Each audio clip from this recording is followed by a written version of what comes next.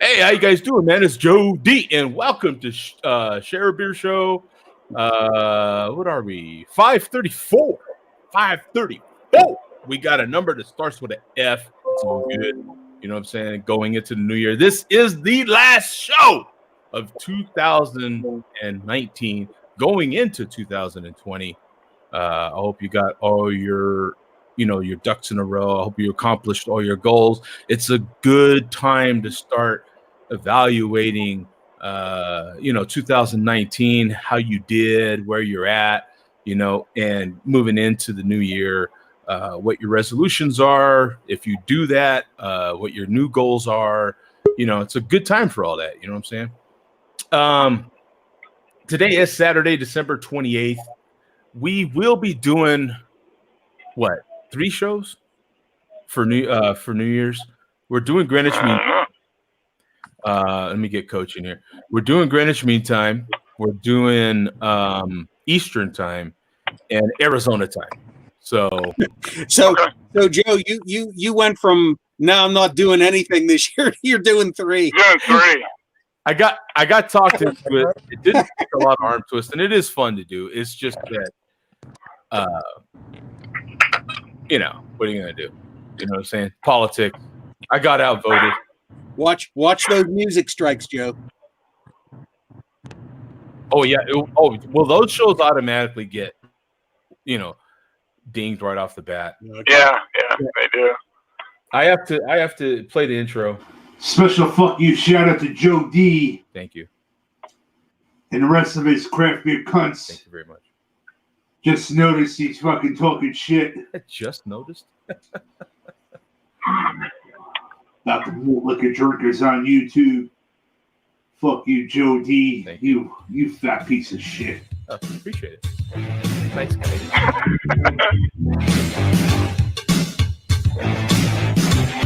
I'm the king of smoke, there is none higher. Sucker beer geeks should call me sire. Burn my kingdom, must use fire. I won't stop smoking till I retire. Now I rock the party, come correct. Smoke is on fire, our ears connect. Got the right to smoke and fill a left. I know this. Others can't stand me, but give me respect.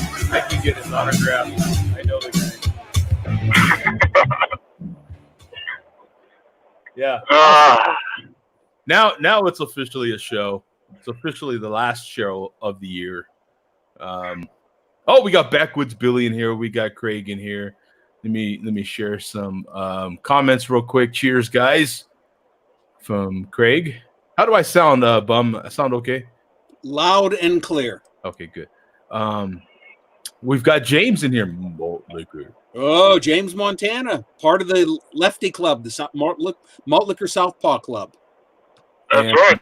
Hey, we got a Happy New Year. That is my first official Happy New Year's from Backwoods Billy, and he is it. Look at that in full swing. He's got grape, wine, beer.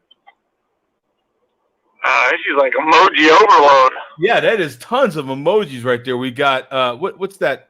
A penguin. We got snowman. We've got I don't even know what that Santa Claus. Santa Claus. We've got an. No wait, I really should be driving. I shouldn't be looking at Backwoods Billy's emojis. I should be paying attention to the road. Right, and read the next comment from Vega. Yeah, and then we've got Joey in there. Cheers, bro. What's up? And then we've got Vega. Who gave Mark a license? Oh my! Retards should not be driving. That was a quote from Vega.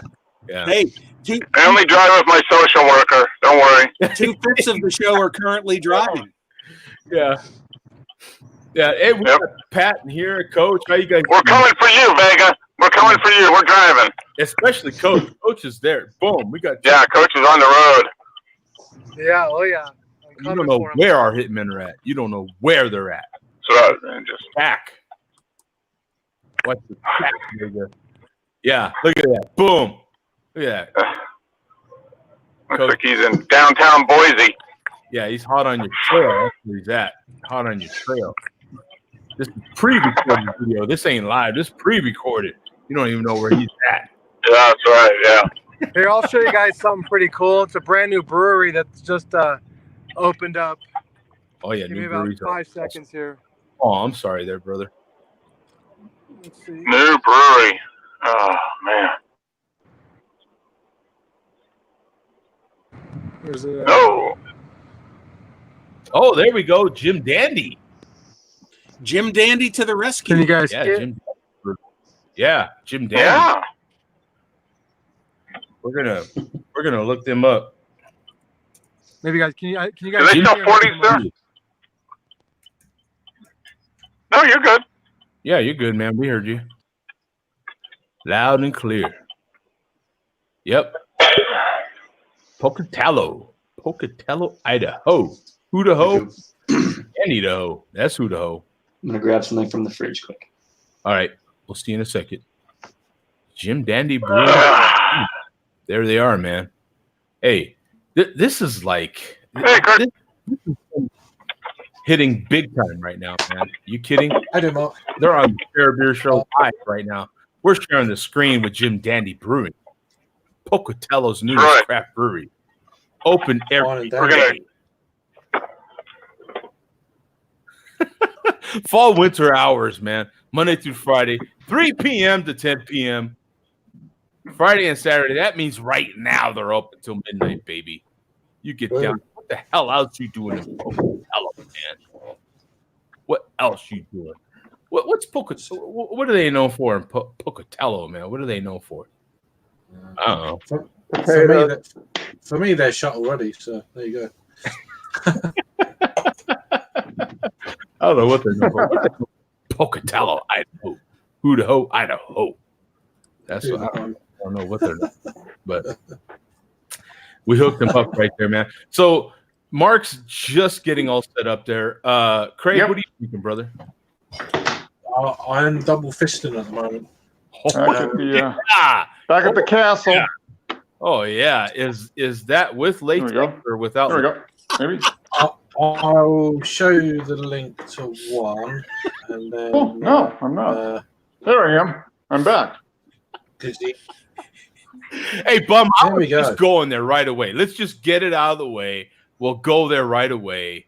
You know what I'm saying? Is that now, Craig? Might as well get it out of the way. Are you going out of 2019 safe double fisting? Are you practicing safe fisting, or is that? No, I know what I'm doing.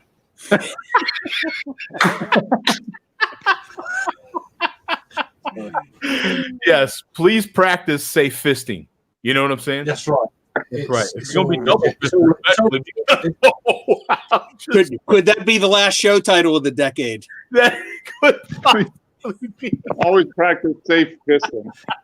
That's right. Practice safe fisting, kids. That's what I'm I talking mean, about. Yeah. it might get out of hand. Yeah, it could possibly get out of hand. Out of fish. Practice safe fisting, darn it. So what do you have, Craig? I'm drinking a beer called Dancing in the Moonlight. Oh, Dancing in the Moonlight. Ooh. Ooh. Oh, double dry. That's almost a Genesis title. Yeah. Well, it's a Jamiroquai, Dancing in the Moonlight. Oh, okay. So, Yeah. I Yeah. have a Jamiroquai CD. Yeah. All right. So I'm that's going the out phone onto the computer here, so. yeah. It's the third in the series. They done one in 2017 called Move It, and then last year they done Moving On Up, and this year Dancing in the Moonlight. So Cool. yeah, from Northern Monk Brewing Company. I'll put the link in the private chat. Oh, okay. Yeah, I see it. I'm just looking it up here real quick. Oh, that's awesome. There's also a Dancing in the Dank. That is awesome. I'm sorry that got my attention. You type in Dancing in the and Dank came up. I'm sorry. Let me just pause for a second. You know how I love that word Dank. I gotta look up Dank. We gotta see the beer, man. Dancing in the moist dank. Yeah. That- that's the only. Yeah, that's dank. Yeah, that's Oh, dank it. Yeah, it's a wonderful word, isn't it? Look at that. 4,400. You got 209, 7% ABV, no IBUs rated, 4.12. There's a lot of people love dancing in the dank, man. New England IPA. Look at that. That is awesome. I'm not Dancing pretty props, but the name is awesome. Love it. I don't think that's the right beer. That's not the right beer. No. I was pulling up your beer and I saw this one. That's why I was sorry. Okay. I got distracted by. No, that's all I thought. Did I? Yeah, no. Dancing in the dank is. Sorry, brother. Wonderful. That's all right. Like what? Is it by the ferment? How was it by? Northern Monk. Northern Monk. Okay, yeah. Sorry about that, man. Yeah, I got distracted big time. No, it's all right. I was like, yeah. It don't take much to confuse me. I'm just letting you know. Yeah, and it takes even less to distract me. That's for sure. Yeah, sorry about that. Yeah, apologize. Yeah, here you go.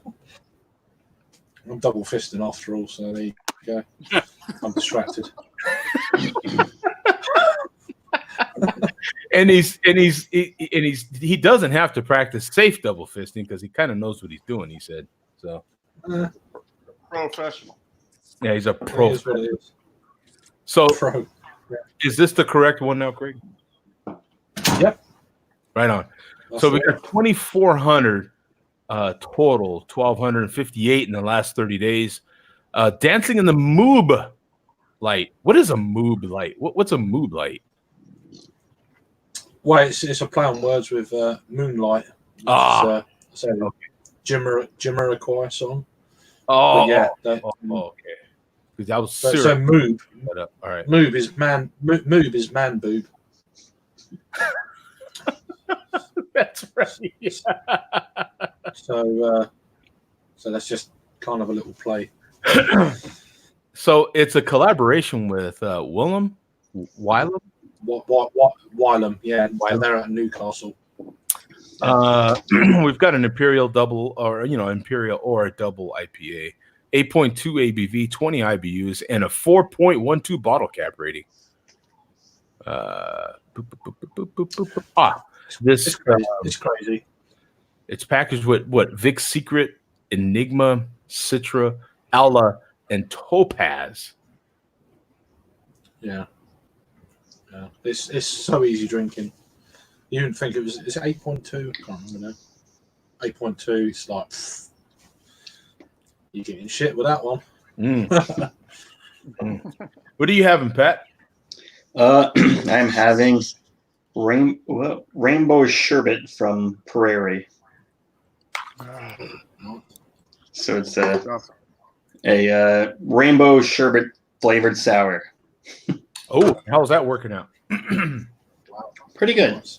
It definitely smells a whole lot like the ice cream. I'd say in the flavor though, I mostly get lime, a whole lot of lime, and then like a little bit of saltiness, but it's good. I've never had it before, so I don't think I've ever had a Prairie sour before. Mm-hmm. I've mostly only had like their a lot of their stouts, and then the like what the hell? What's the other thing they're known for? Like the saisons and stuff like that. So, but yeah, not anything amazing, but good. Yeah, but good. I got you. So we've got 18,000 total on here. 1,400 in the last 30. 5.2% ABV, no IBUs rated, and a 4.1. Everyone better bring their big game today. Yeah, man. It's the end of the year.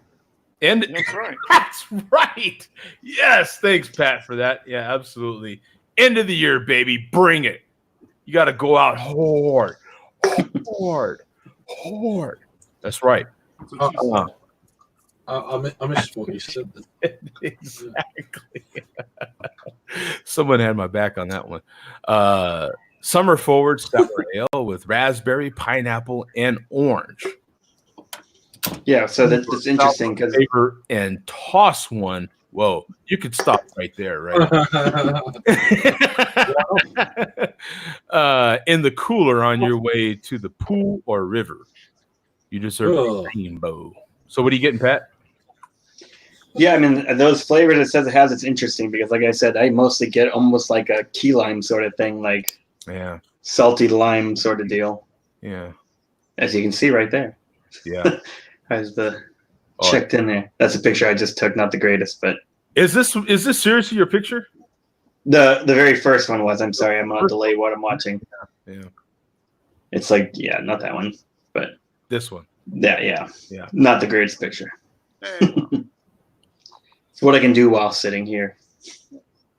Yeah. Well, it's kind of days you'll make a photographer there, Pat. Yeah. One of these days you'll be. One of these days you'll learn how to use a camera. But maybe we can give you some classes. Hey, kids, if you could donate to Pat so he can shoot an image, that'd be fantastic. That's all literally just kidding for people that don't know him. He's literally a professional photographer. Sometimes I do take nice beer pictures on occasion, but not. I don't care. Isn't it funny?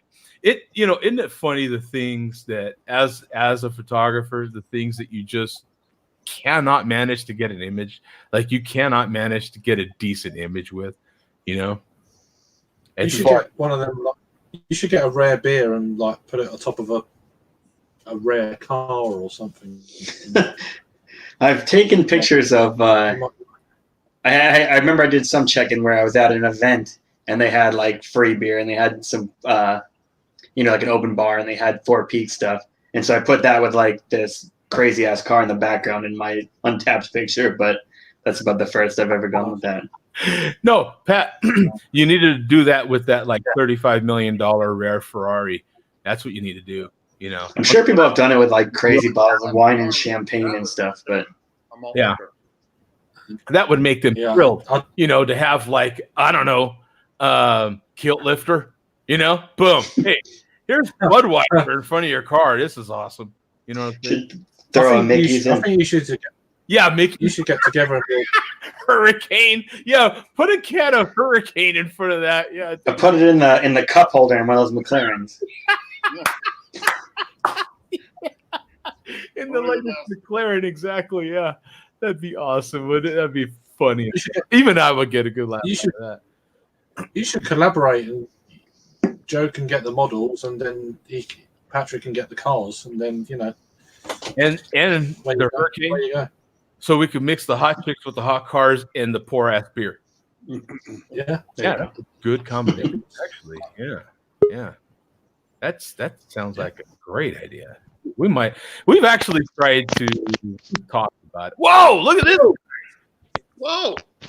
What happened? What happened? What happened? Hot Wheels. Call it Hot My name's Wheels. Tom. And I'm a recovering Patriots addict. Huh? I'm a recovering Patriots fan. Oh. My name is Tom. God, he's got a chin. Yeah. Yeah, we see it about once every 3 years. There's a face underneath that beard. Imagine that. Yeah. Wow. Oh man, I actually get cod now. As Can you hear part me? of the The Bald Men Club, that is pure jealousy, my friend. You can grow hair on top and bottom of your head in the correct places. I've got hair coming out of every orifice of my body at this point, except the top of my head. You guys able to hear me? Yeah. Stuff coming out of my nose. I'm telling you right now. We can hear you, Tom. It's just, I think because you're holding the cord. I got headphones on. Oh, whoa! Yeah, I got headphones on. And it doesn't have a. I just realized it doesn't have a. It's good now. Yeah. Sounds good now. Right. If you're holding the cord, just tight, we can't hear you. Wow. Yeah. Jesus. Yeah, it sounds good now, Tom. If you are indeed Tom. Yeah, if you Excellent. are indeed Tom. Yeah. Well, I am not Tom. I'm playing Tom tonight, but I am not Tom. Oh, that's right. Yeah. Thank you. Thank you very much. Right.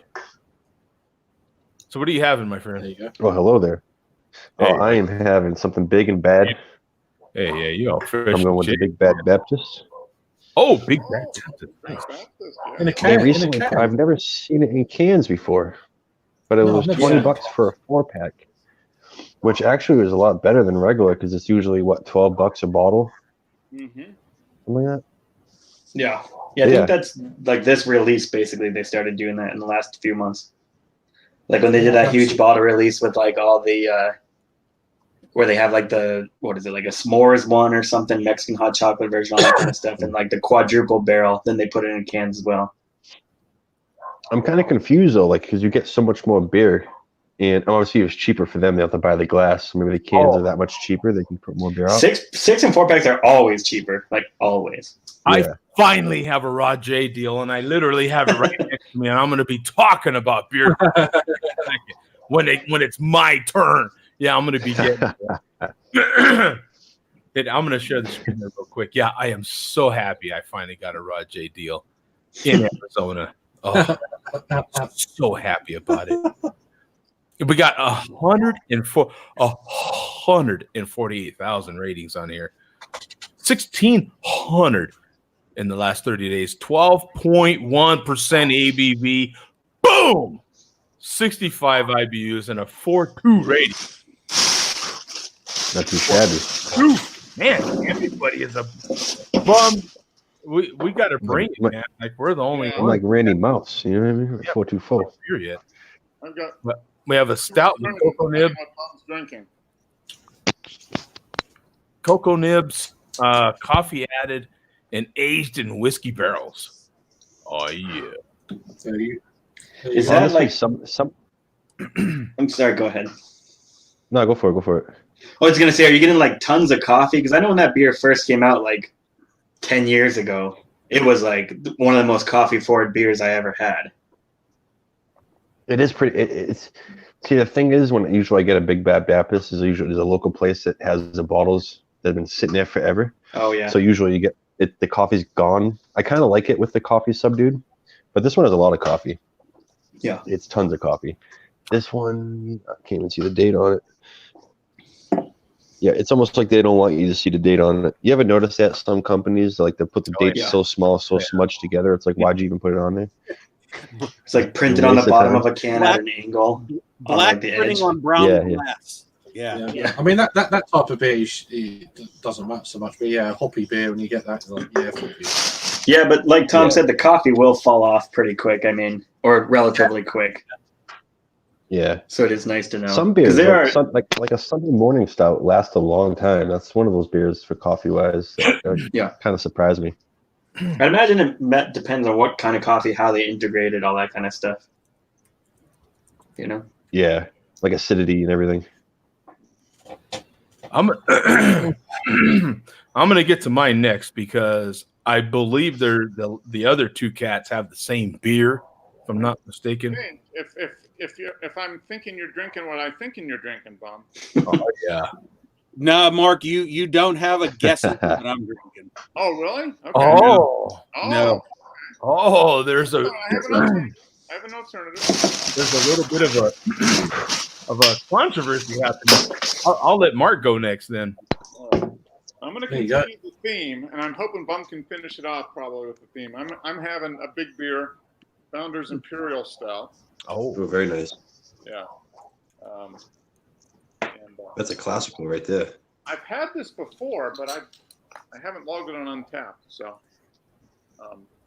but it's a big stout.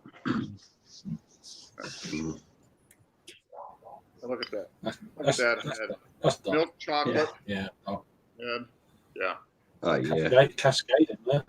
Yeah. Mm-hmm. It looks like a nitro the way it's going. Yeah, right. It did. Yeah. It almost looks nitro, but it isn't. It's just a super fine, really fine. Regular, yeah.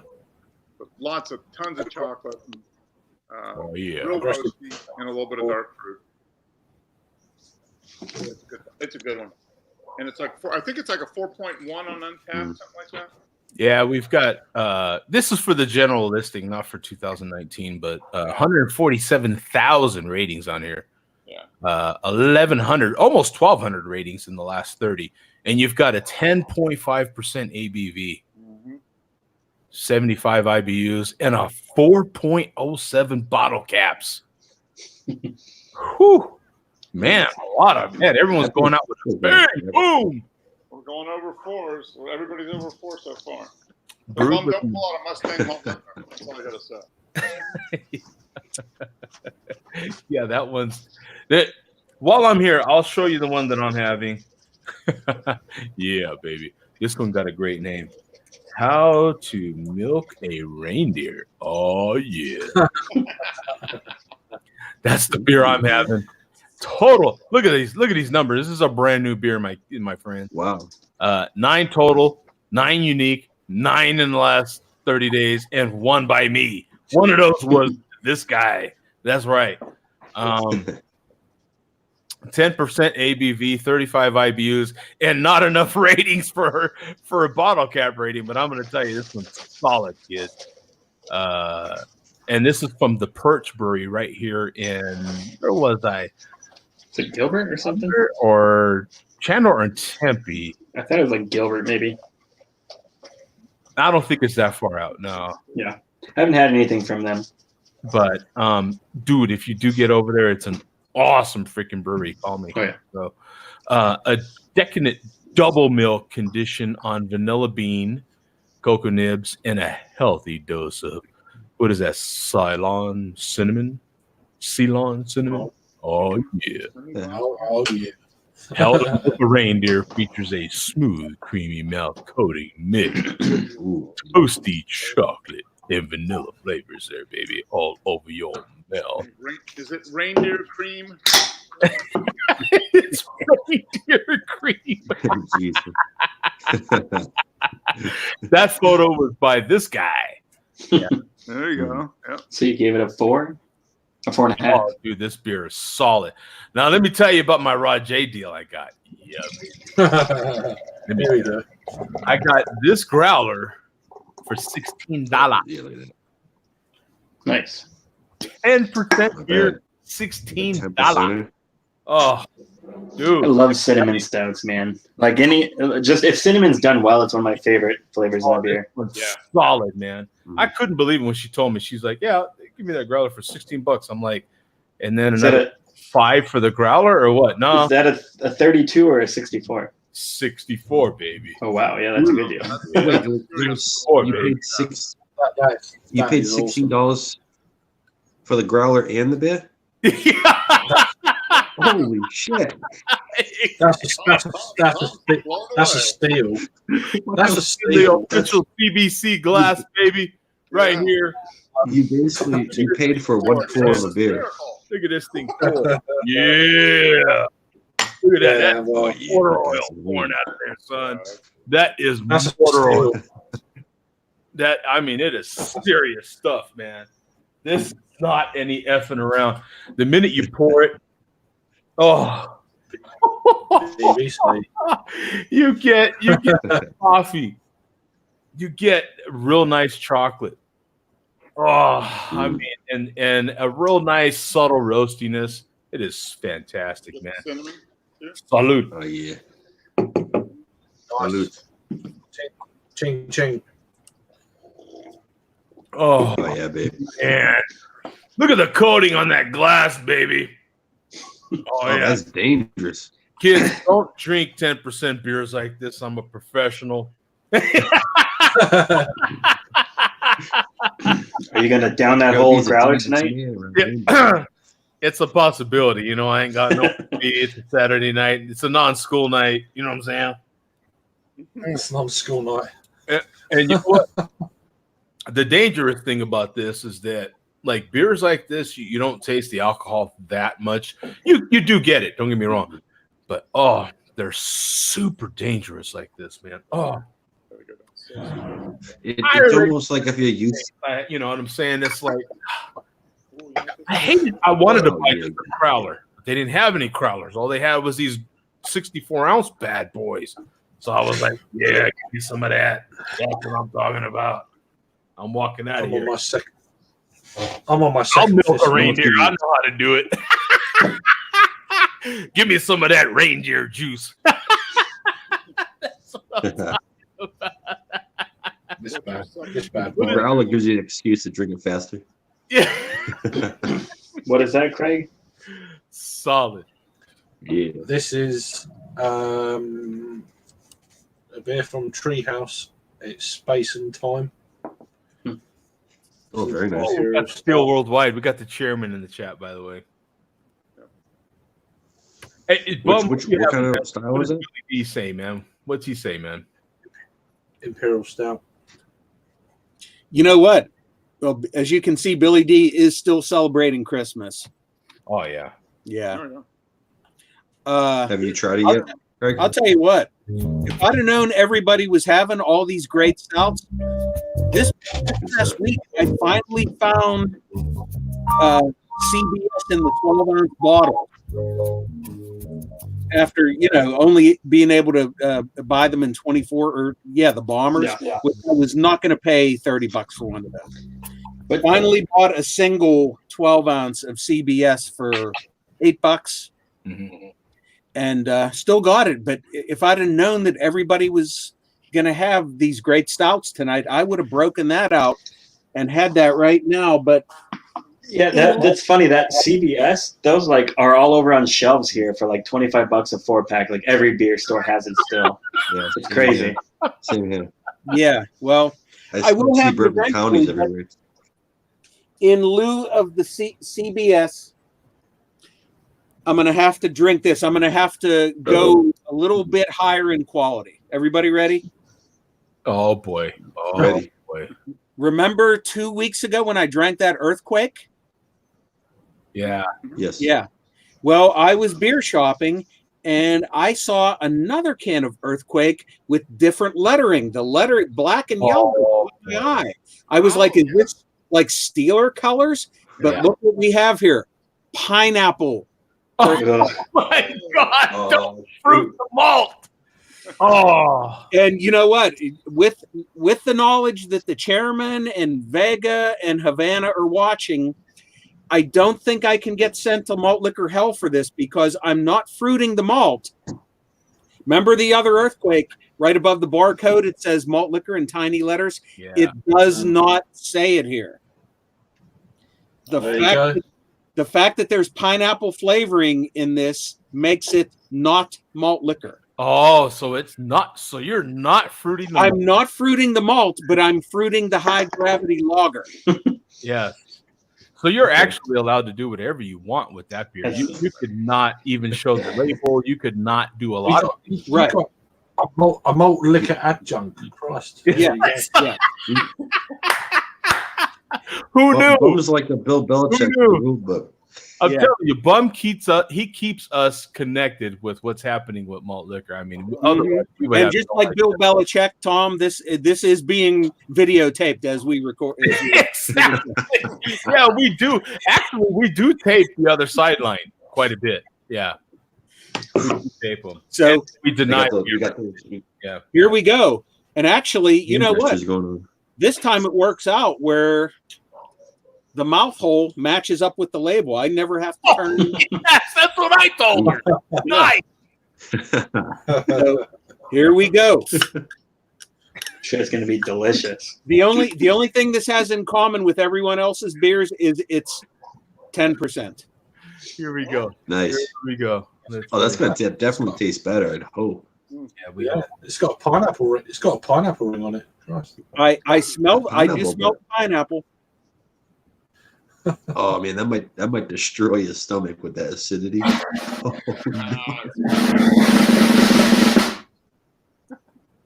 You're supposed to say something. You can't take another drink. He's still alive. He's still alive. So far, so good. Always the best thing after a drum roll is so far so good. Hey, that's as much as you're gonna get out of Billy. Oh, the anti-climactic. Is it better than the original? Better than regular Earthquake? Oh my God, yeah. It doesn't taste. Of course. I can't imagine. It's got pineapple in it.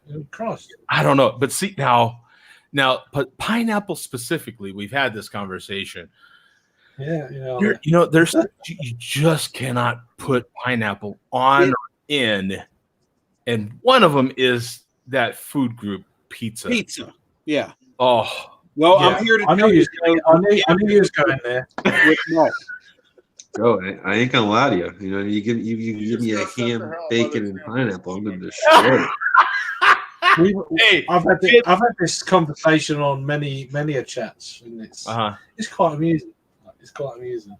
But yeah, in a malt liquor, it's ham, got bacon, work, pineapple will change your life. Oh, man, pineapple on pizza. They send you to pizza hell for that. They send you put me like on the wanted board right now. Oh, This you guy. order one of those, if you're even seen eating one of those, you're on FBI 10 most wanted list. I promise you. They're like, there we go. Come on. Who the hell? That means you're popular. What? Famous. Your face is everywhere. Yeah, your face is. All of a sudden, what you're saying? I'm going to be popular. There's probably some places that the things people do. Exactly right. That's all I got to do. All I got to do is eat pineapple on pizza, and I can get followers. Oh wow! There we go. Oh, we've got 20,000 followers now on Instagram. Say pineapple pizza. I'm locked up forever. I can never order another pie ever, but I got followers. Yay!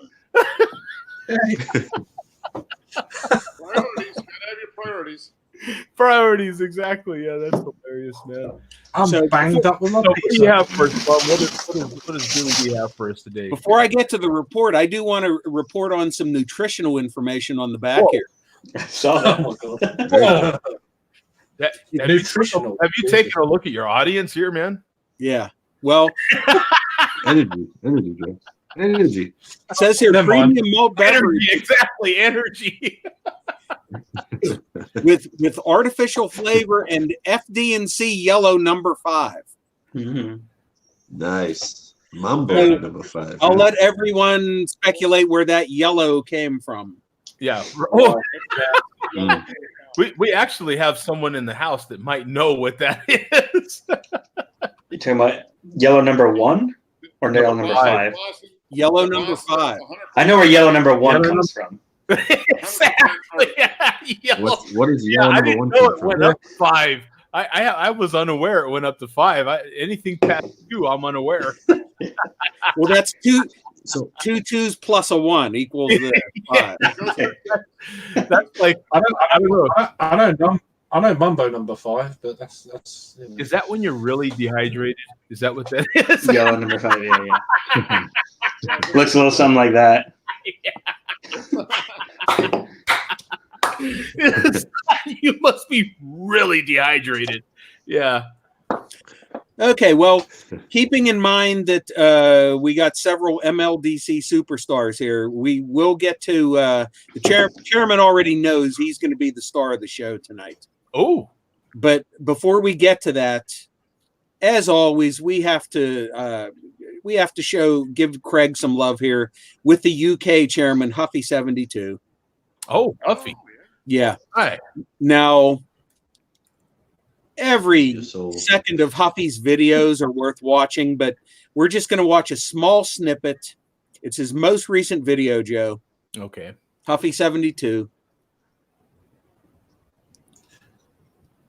Oh, dear. Yeah, there we go. He's got a quick Christmas message for everybody. Go to 6:15. Just watch it for about 30 seconds or so. 6:15. Can you hear it? Fortunately, I can't. No. You can't hear it? No. What did I do last time? I messed something up last time. Oh, I think I know what it is. Hold on. There's a setting, isn't there? Somewhere. Yeah, it should be playing. Share audio. Let's see. Share audio. Can't hear it. Oh no, it's not. Wow. How come it's not? Yeah. It should be. There must be a share audio. Is it a different browser, Joe, that you were using? It might be a setting on your your posting page somewhere. Yeah, let me switch browsers. Let me see. Hold on just a second. Do I need to play like cold music? Elevator music? That looks so wrong. That looks so wrong. I'm going for a slash. I'll be back in a minute. On the last show of the year, Joe. Come on. I know, right? Yeah. Should we not have any problems on this show, at least?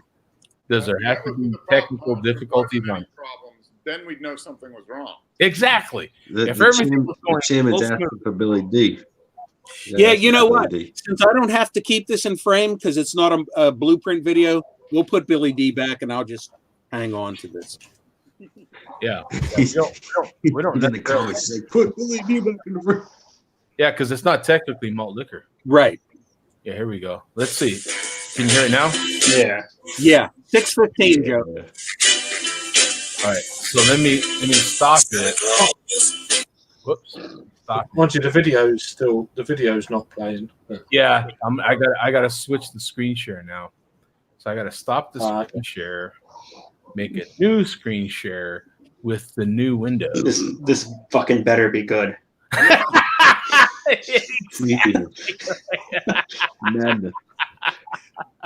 All this stuff everyone's having to go through to watch this video. It's painful, man. It's painful. Here we go. It is what it is.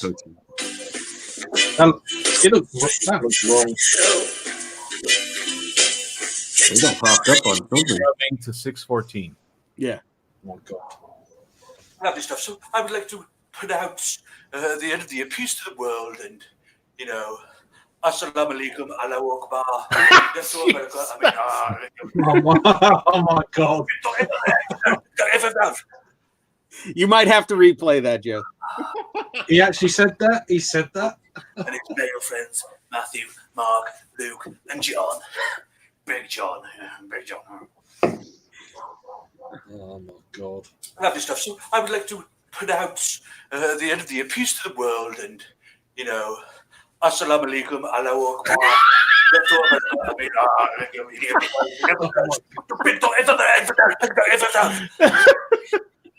What the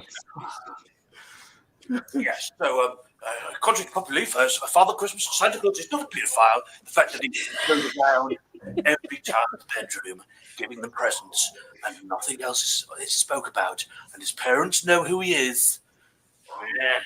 Oh my God! Oh my God.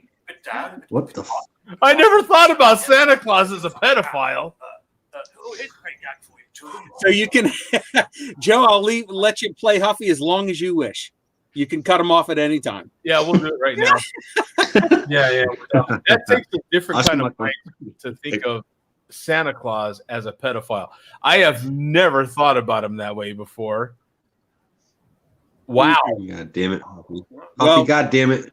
Yeah, now you ruined Santa Claus for me. Yeah. Well, yeah, there's like 15 minutes of Huffy for anybody who wants to tune in. It is very entertaining. Actually. And I voluntarily did that to my children. Yeah. Yeah. So we can move on from Huffy to our friend J Vega 419. J Vega 419 has a Christmas message. Yeah. His video, Saint-Ides Crew intro video from the 23rd. This is let's see here. So we got Vega. Speak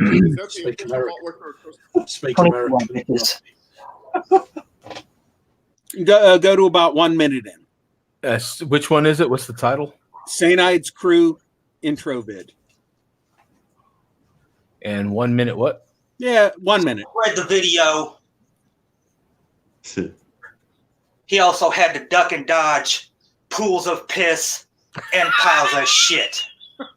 Shout out to 40-ounce pools of piss. Sure, in the shithole city of Philadelphia. But I'm quite sure he also had to duck and dodge pools of piss and piles of shit. Shout out to 40-ounce. Let's get to it, folks. That was his thank you to Fear. Everybody out there, except for you, Dorf. And except for everybody on the Share a Beer show. Oh, that's right. Fuck all y'all. That's us. Thank you. Holiday jabber.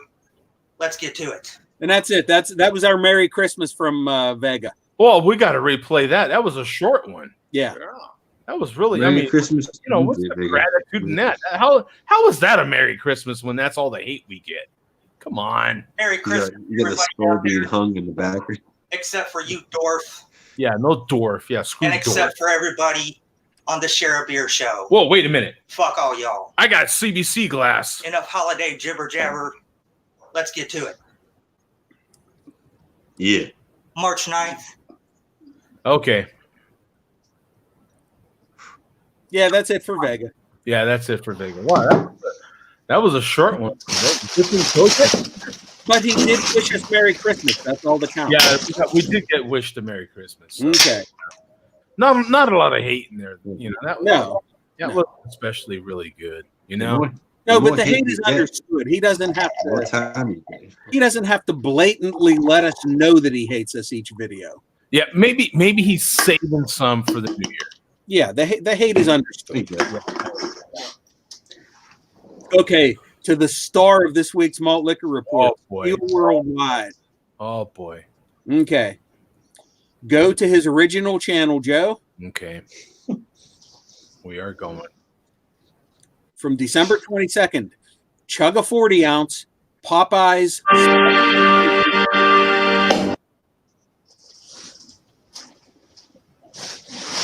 Popeyes spicy chicken sandwich. Yeah. Chug a 40 ounce Popeyes. There we go. From the beginning? 1 minute in. Here we go, folks. The driving video. We have to monitor. And once again, Joe, I want you to keep your eye on his C4 Corvette. Yeah, we have to monitor everything here. Keep your eye on the dashboard, Joe. Boom! Look at that. What's that? What is that? A check engine light on? Is that a check engine light? I don't know what that Change is. oil. Change oil. Change oil. Here we go, folks. Every vehicle needs some sort of maintenance to it. Plus, it's a C4 Corvette to begin with, so, you know.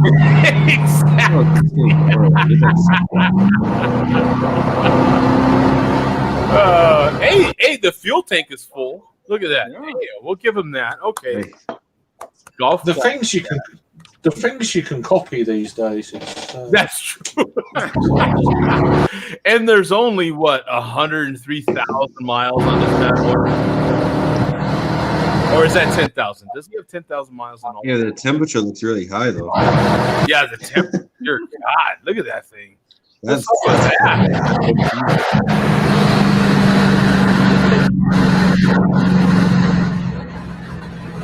So what did you say? 1 minute? Right around 1 minute? Yeah.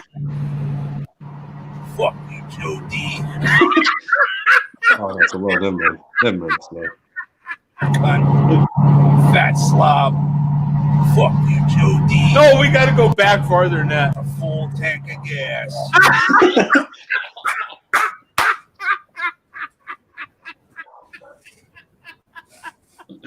That's funny. I was analyzing. Oh, yeah. You know what? I was mistaken, Joe. I should have told you just to play it from the intro. Yeah. That's funny.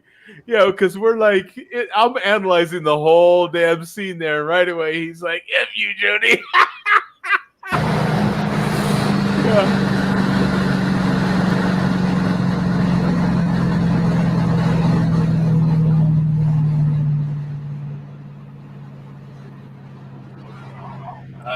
Taking the old Chevrolet Corvette out. It's about 35 degrees out. Mid-teens during the night. Gotta keep that battery charged up. And oh yeah, Joe D. That's a full tank of gas. You fucking fat slob. Fuck you, fat slob. And Joe D. He loves you, really. 5 degrees out. Mid-teens during the night. That's great. And I got the CBC glass right here, baby. If anybody hasn't seen it, this is official CBC glassware. CBC's beer. What is it? Removal service. That's right, baby. Official software. That's right. Removal from where? We will remove if Big there glass. is any craft beer in your area that you don't need there. We will remove it. Cans, mugs, pitchers, and kegs says right there. Domestic and imported. We'll remove it for you. Boom. Yeah, we're the authorities on that stuff. Don't do it yourself. We will help you. Gotta keep that battery charged up. And oh yeah, Joe D. That's a full tank of gas. You fucking crap beer cunt. Fat slob. Oh my god. Fuck you, Joe D. But he filled the tank up. He filled it up. Now he's in a newer Corvette. Yeah, he got to his other Corvette. Actually, I think that's older. Hey, this one's only got 90,000 on it. Yeah, that's not bad. It's a C5. It's a C6 maybe. I think it is a C6, isn't it? Yeah, I think so. Oh, Popeyes. Who's had the Popeye sandwich, by the way? Anybody have it? No, not me. Have not. I can't even get it in my area. Oh, you still can't get it? Well, it came out for a little bit, but now it's just gone for now. Like more, I think in the southern part of the country, you'll be able to get it. Oh, really?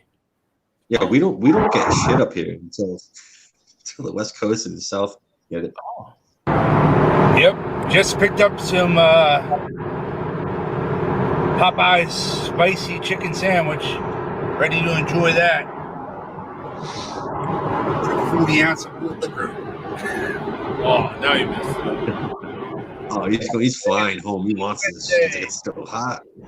In a Chevrolet. I do love Chevys. I love Chevys.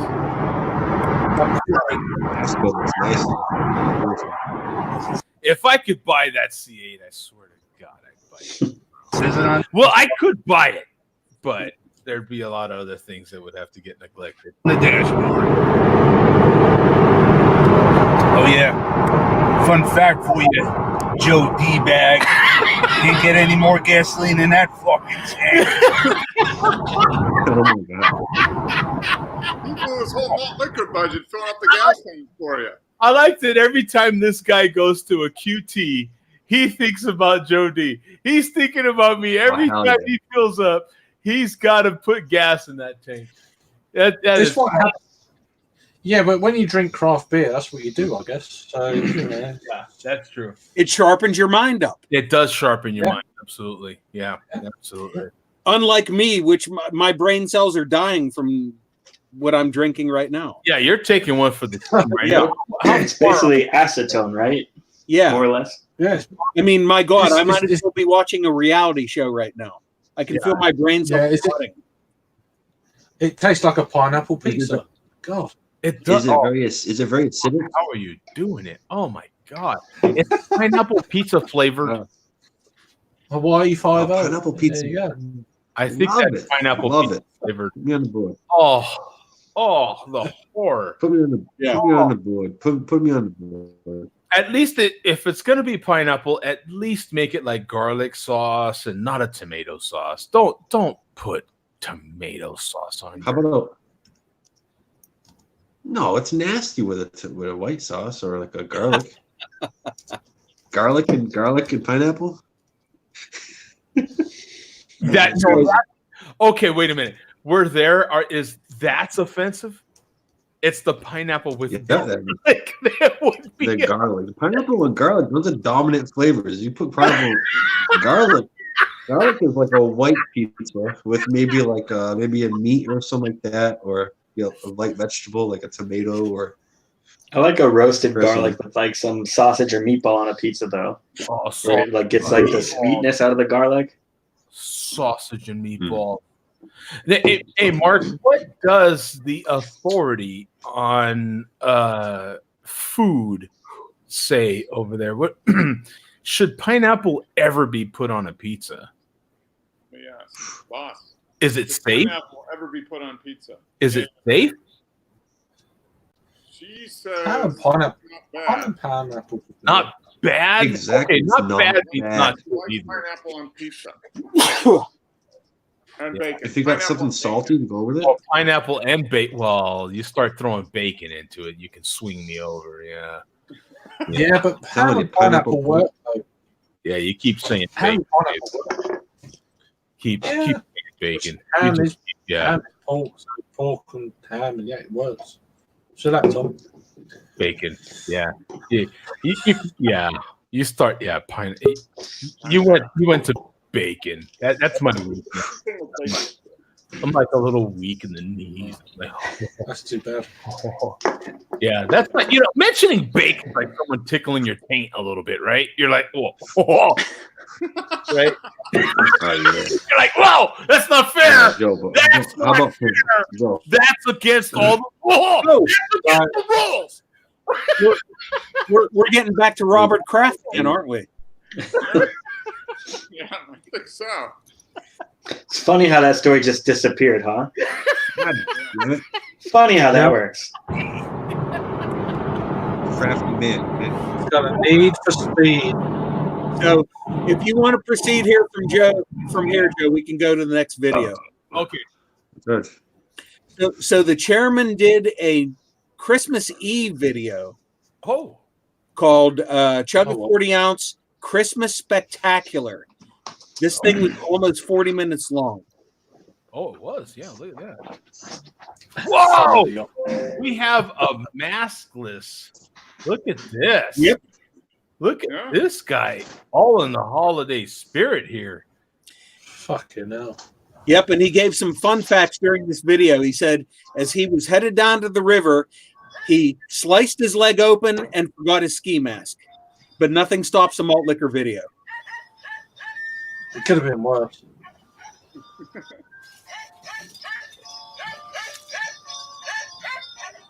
Okay, he's got the Christmas vest on. The only thing better is if he'd have fell in that river. That would have been awesome. Fall in the river and float away. Yeah, it'd float away. Yeah, that would have been awesome. Oh, so he took one for the team right there. So he took something. Yeah. Yeah, he took something exactly. Yeah. So if you want to get to the good stuff, Joe, 1720. 1720. Yes. Let's see. 1720. Wow, that's quite a while. Quite a ways in there. Two Stews Old English 800. Fuck me, he's put on weight. Malt liquor. Oh, look at it! Look at the stack of cash there. It's like going around the tree now. Yeah, look at all that Monopoly money you've got there. Yeah, Fuck it. he's really he's a serious collector of Monopoly money. I'll give him that.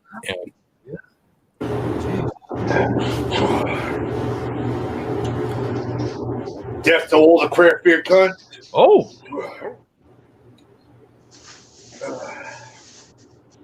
Apparently, Craig's Beer Reviews won't be reviewing a craft beer tonight because he's got a fucking sleigh to ride. Craig's Beer Reviews. Not you, Craig. Greg. James Montana, 29. No. Yeah, I don't get the wrong Craig. Yeah, hopefully. Meaning Greg. Oh, Greg. Oh, yeah. Yeah, he's got a sleigh to ride tonight. He does look like Santa Claus, doesn't he? That's a 22-ounce bottle. That's not a Yeah. Yeah, this was a major thing for him to finish. Yeah, I think the malt liquor is starting to affect. Because look at how stretched out the eyeball is here now, man.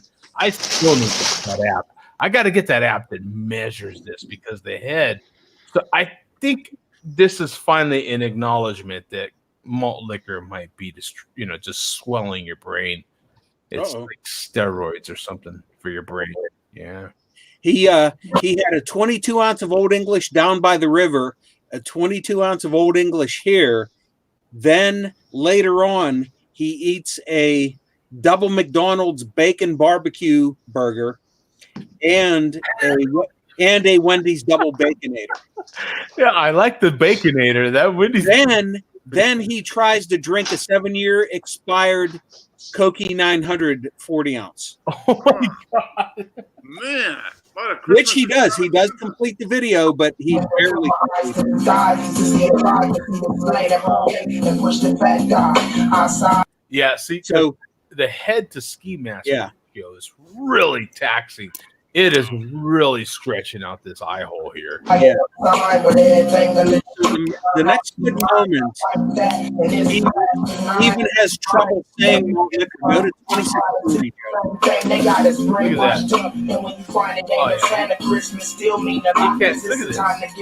that. Oh, he's in bad shape. Oh, the chairman, he's not good.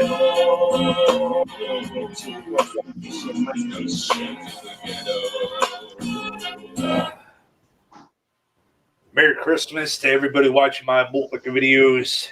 Oh, that's us. That's nice. Except you, Dwarf.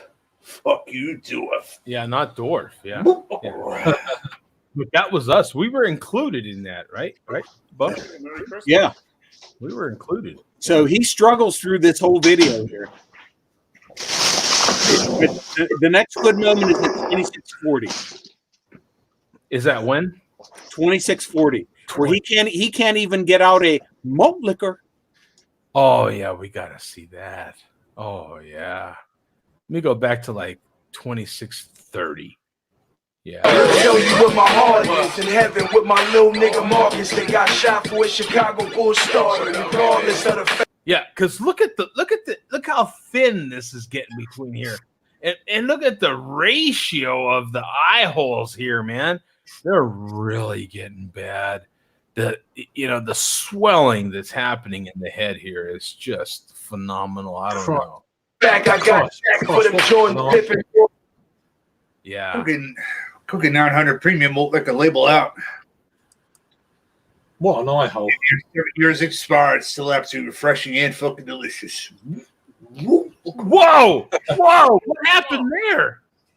Whoa! 7 years expired, still absolutely refreshing and fucking delicious. Whoa! Years What expired, refreshing and fucking delicious. 7 years expired, still absolutely refreshing and fucking delicious. Look at that! Look at the lip. 7 years expired, still absolutely refreshing and fucking delicious. I actually think he might have had a minor stroke during the drinking. That might have been a stroke. I think that is a stroke. Absolutely. Look at that. That was like and fucking delicious. Like my goldfish does stuff like that. You know? Doesn't your goldfish do stuff like that? You have a goldfish? No. But I have in the past had goldfish. I've had goldfish crackers recently. And they're just as brain dead as their brains are just as pickled. They're cracking. All right, still absolutely refreshing and fucking delicious. I think there's a short circuit going on there. Yeah, I think there might have been a small CIA going on there. This is great. Hey, that was a solid thumb up, though. He did. He recovered with a solid. Yeah, the solid thumb up. The outfit is solid. The Christmas tree is solid, and that rack of paper. I don't know that it's implied money, but I mean, come on. That looks like a Donald Trump thumb, doesn't it? Yeah, it does. It does. And short fingers. Yeah. There's stuff happening here, but I'll give him credit for the thumb up. The Christmas vest is nice. Nice, crisp, nice white shirt, and the necktie not bad. So outfit gets a one thumb for me as well. Yeah. Pretty good. I'll give him a thumb for the outfit. He gets a short thumb as well. Yeah. Next good moment comes up at 29:30. A lot of good bourbon here. There's still more. Oh, yeah. and I'll be right back. Keeps on giving. Yeah, it keeps on giving. Yeah, this is 29 minutes, 30 seconds. Yeah, I think the pineapple hurricane took its effect. The host has to leave. Actually, Pat, you are correct. The host of the malt liquor had to go. Look at that. See, there's an adjustment to the eye hole here. See, did you notice that? There's an adjustment. It's just getting too tight. Get a new mask. Sure. Damn it. Look at it. Here it comes. Look at it. It's just the hat and the mask. They just don't fit anymore. The swelling that happens with the malt, it's insane. Here we go.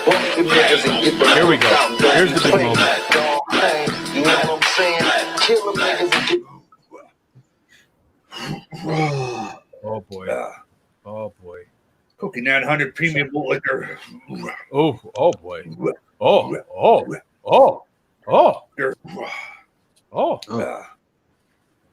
Cookie 900 premium malt liquor.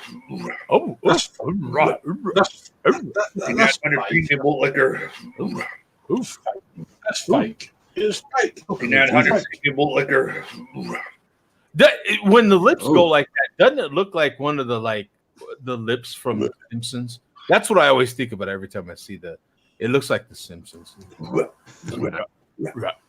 Premium malt liquor.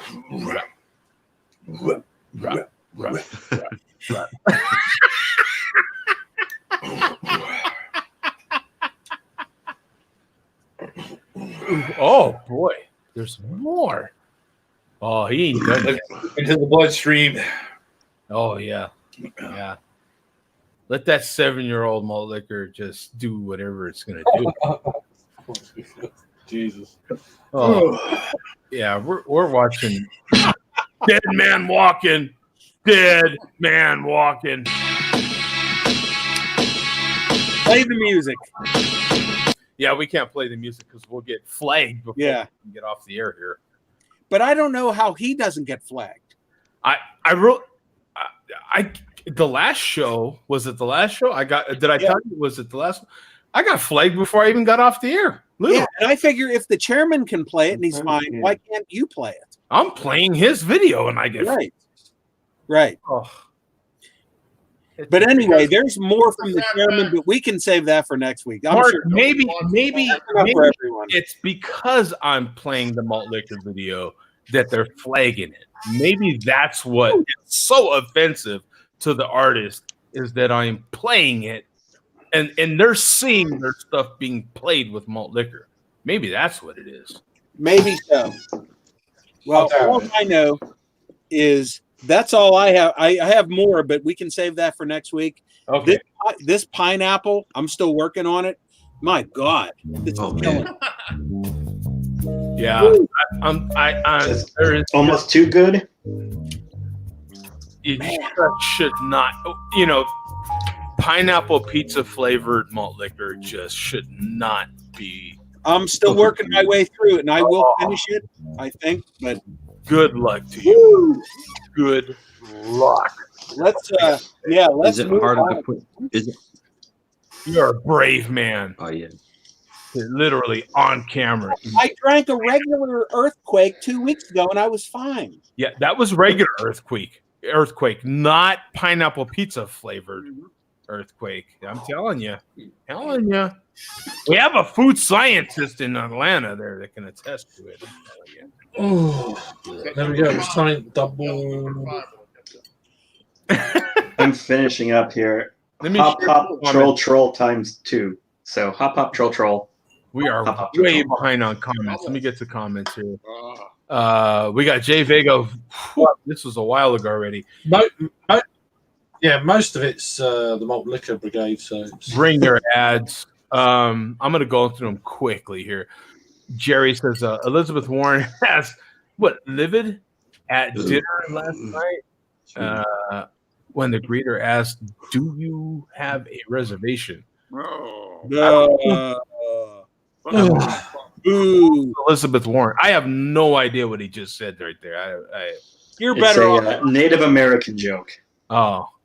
Havana says malt liquor. Backwoods Billy, a few demo rats spotted. Whoa! And look at the emojis there, man. Wow. Oh no, Backwoods. I have to add you to the list. I'm sorry, Backwoods. Backwoods is James on the list. Hey, Vega.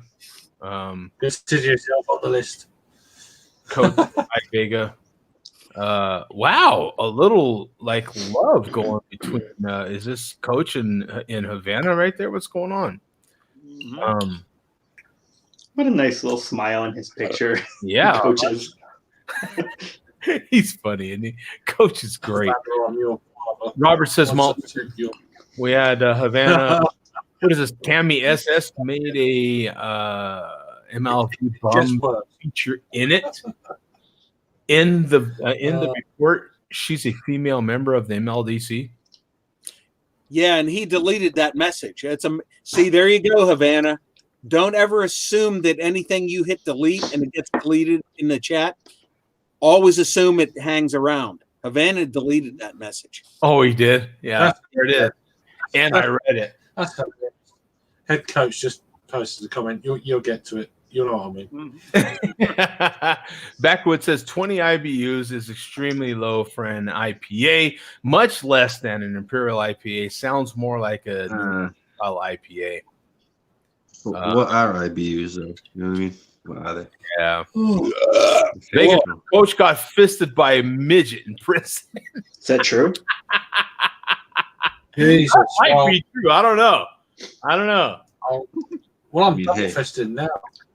Coach ain't here to deny it, so I don't know. And he is in Idaho. Coach is here. You know? Coach is here. Head coach is here. He's in chat. Well, I know. You got to practice. Yeah, that's true. He's in the chat.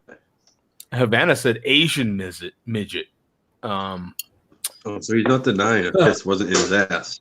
Get to the report. You're a long way behind this. Yeah.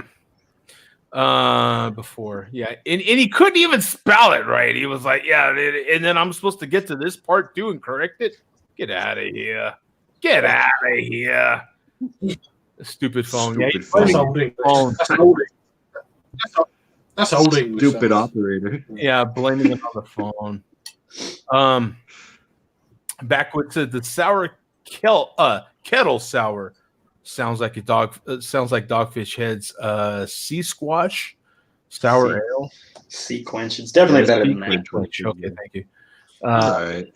Tastes like a margarita. Yeah, it was better. How's than that big? It's nice on a hot day.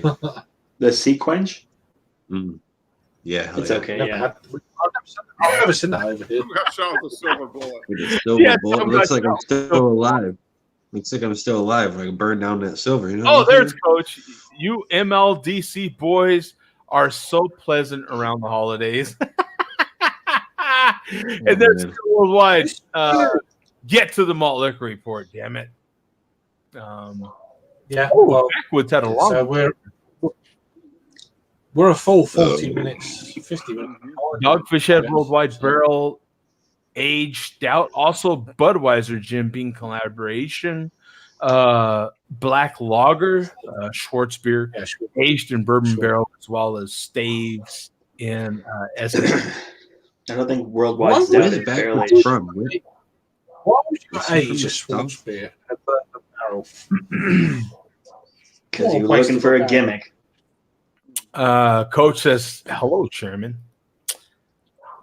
Teen Wolf shaved his face, Chairman. I'm wondering whose side you're on, Bum. Coach says, Chairman, tell how tall you are, honestly. Left or right cheek? He got hit with a silver bullet. Hans. Yeah, Hans jumped on yesterday. He's full tilt the minute he gets on. He's a trip and a half. Malt liquor report time too. Hey, Coach. There's Hans. Slide Billy D into scene, bum. Yeah, he was making comment. He was trying to influence how you did your malt liquor report. Nerve. Chairman, can you control Vega? Nice motor oil, Mark. Drink a cold 40 ounce of malt liquor. I will, said Coach. And then Right. got, wait a minute here. I think I'm missing something, ain't I? About you getting your ass kicked? That's what I'm saying. I feel like I missed a ton, is what I feel like. What happened here? There's a lot of those comments, Joe, on if you look at them on StreamYard, you're missing a ton of comments as they appear on YouTube. Yeah, because There's a shitload of comments. Yeah. It keeps coming. It just they just keep going. Yeah, you're not seeing all the comments on stream. I mean, it's gonna take you a while to go through all these, Joe. You can obviously, but there's a lot of comments in there. Yeah, it was I ain't gonna going. lie for a to while. you. I'd love to hear how Craig feels about his beer. Yeah, how do To you be feel? honest, about maybe your I'm crazy. I'm gonna How have do to you feel about your beer, Craig? because there's a lot of I did not realize there was that much commenting happening. Yeah, I'm gonna have to skip a bunch. Go ahead. Craig. About what? Sorry. How do you feel about the beer you just drank, or you drink, or I've just finished The it. Treehouse. Yeah, Space and Time from Treehouse. I done a live review of it before I actually come on. So that's quite a while ago. I just not long finished it because it's only an 8.8%, although it doesn't say it on the can anywhere. If you look on Untapped, it says an Imperial Porter, but on the can it says an Imperial Stout. So I don't know what that's all about. It's good. It's a solid beer. I just thought it was a little bit kind of. It wasn't very well balanced. Where you don't think Treehouse, for their stouts. It's more for their kind of like haze for days. Oh yeah, for sure. The OG kind of them and That's really Trinity, good stouts, though. like New England IPAs. Almost them two breweries kind of create the style globally. But yeah, so it's really amazing. I actually got another beer from them to review called Abstraction, which is it's an Imperial Porter. Yeah, it's an Imperial Porter, 8.8%. I'm going to be doing that the next day or two. Have you not had that, Tom? Because I thought I've seen that beer before. Abstraction. They have so many different beers. It's just incredible. I don't even go up there anymore because I don't feel like spending $300. When I go there, I spend $200. Why not? Yeah, I won these two beers on an Instagram competition from one of my good friends, which is awesome. I've had a few beers from them this year. And yeah, I've been quite. We can't get them over, so it's kind of like I went to a few bottle shares and we had 2 or 3, but we was too busy rat-arsed before we actually got to try them. Some of their kind of. I done a review of Julius, but then before that last February or this February just gone. We've been out in the bill, and then we cracked open a load of bottles cans. And it's like kind of wasted, really. But yeah, I feel very lucky to actually get to try anything from them. So yeah, I've never had anything from them. And how much are It's very good. cans, Tom? Like if they normally do like 16-ounce cans. What are they like? $6-7 a can? Yeah, they do singles. So like a Julius will be like $3.25 a can. Green will be like $3.50. The big stouts, they recently just started doing cans, so they'll be like $7 to $8.50. You know what I mean? That's pretty cheap. Around there. It's pretty cheap. Yeah. I mean, if I wanted a can of Julius over here, I know a few people I can get it off, and you're looking at about £15 a can. Yeah. Yeah. Close to I have a 8-10 times the price. Yeah. There's a place nearby. Like I can get Treehouse usually. Like yesterday, they had green. Julius, $10 for a can. I was like, screw it. That's why I'll buy it. Yeah, I mean, I'd have to drive the thing 60 is that miles to get it anyway. Fuck that. No, I mean, there's breweries. There's breweries in the UK now that actually, I personally think they're on a par with Treehouse and Trillium. There's a brewery called Daya, Verdant or Verdant, Cloudwater, and Northern Monk. I think they're getting pretty much on a par with them guys. So a considerable less amount, cost wise. Well, I think we have, the old country. We have the UK to think. We have them to thank for, the American craft beer scene being where it's at, because of course that's where it started. We caught up to that, and then we started making our own sort of IPAs and our own going above and beyond some of those styles. And now some of the more traditional breweries across the pond are starting to get outside of their. It's kind of funny as now, like, I feel like a lot of European breweries are making like American style beers. Yeah, they are. Yeah. Fuller's, I've been fortunate enough. Fuller's, I have a relationship with them, and they every couple of years send out their vintage ale, and God bless them for it, man. It's phenomenal when you get it. When you get a proper beer that's brewed the way it, the way it says, traditionally, it's, what do you say, man? It's like chicken soup. I mean, give me a break. You know what I'm saying? It's like, it's the best. Have you had anything from these guys, Joe? Odd 13? No. They're a California Is that brewery. Danny DeVito? It's supposed to be Danny DeVito. It's called Hop Troll. So I think it's supposed to be just kind of like an internet nerd kind of deal. Yeah. Danny DeVito should see the shit out of him. Yeah. It's like a less handsome Danny DeVito. Yeah. Even a less handsome. That's possible. Yeah. No, what are you talking about? Almost everyone's less handsome than Danny DeVito. I don't know what you're saying, but maybe that's just me. But yeah, it's like they do some good stuff. They do a lot of really good IPAs, and this was a 6-pack of 12-ounce cans for $18. 8% Imperial IPA. Actually, I'm sorry, they're not like California, they're Colorado, Lafayette. Lafayette, Colorado. Oh, okay. Yeah, but it's really good stuff. I had one of their triple IPAs and paid like 20 something for it, and I much prefer this because I think a lot of triple IPAs kind of get a little too sweet or a little too, I don't know, just too much. Where like this, I just drank 2 in a row quickly. And I couldn't do out the triples. You drink the easy triple way too fast. It hits you way too hard. The second one was a troll. Yeah, so they have a normal hop troll, which is like an IPA, and then they did the double as a hop troll. So, but it's really good. Hey, Bum, so what was the question that you wanted to ask? You don't remember what it was, Joe? I remember you having a question. I honestly don't remember what it was, but I do remember there being a question. Okay.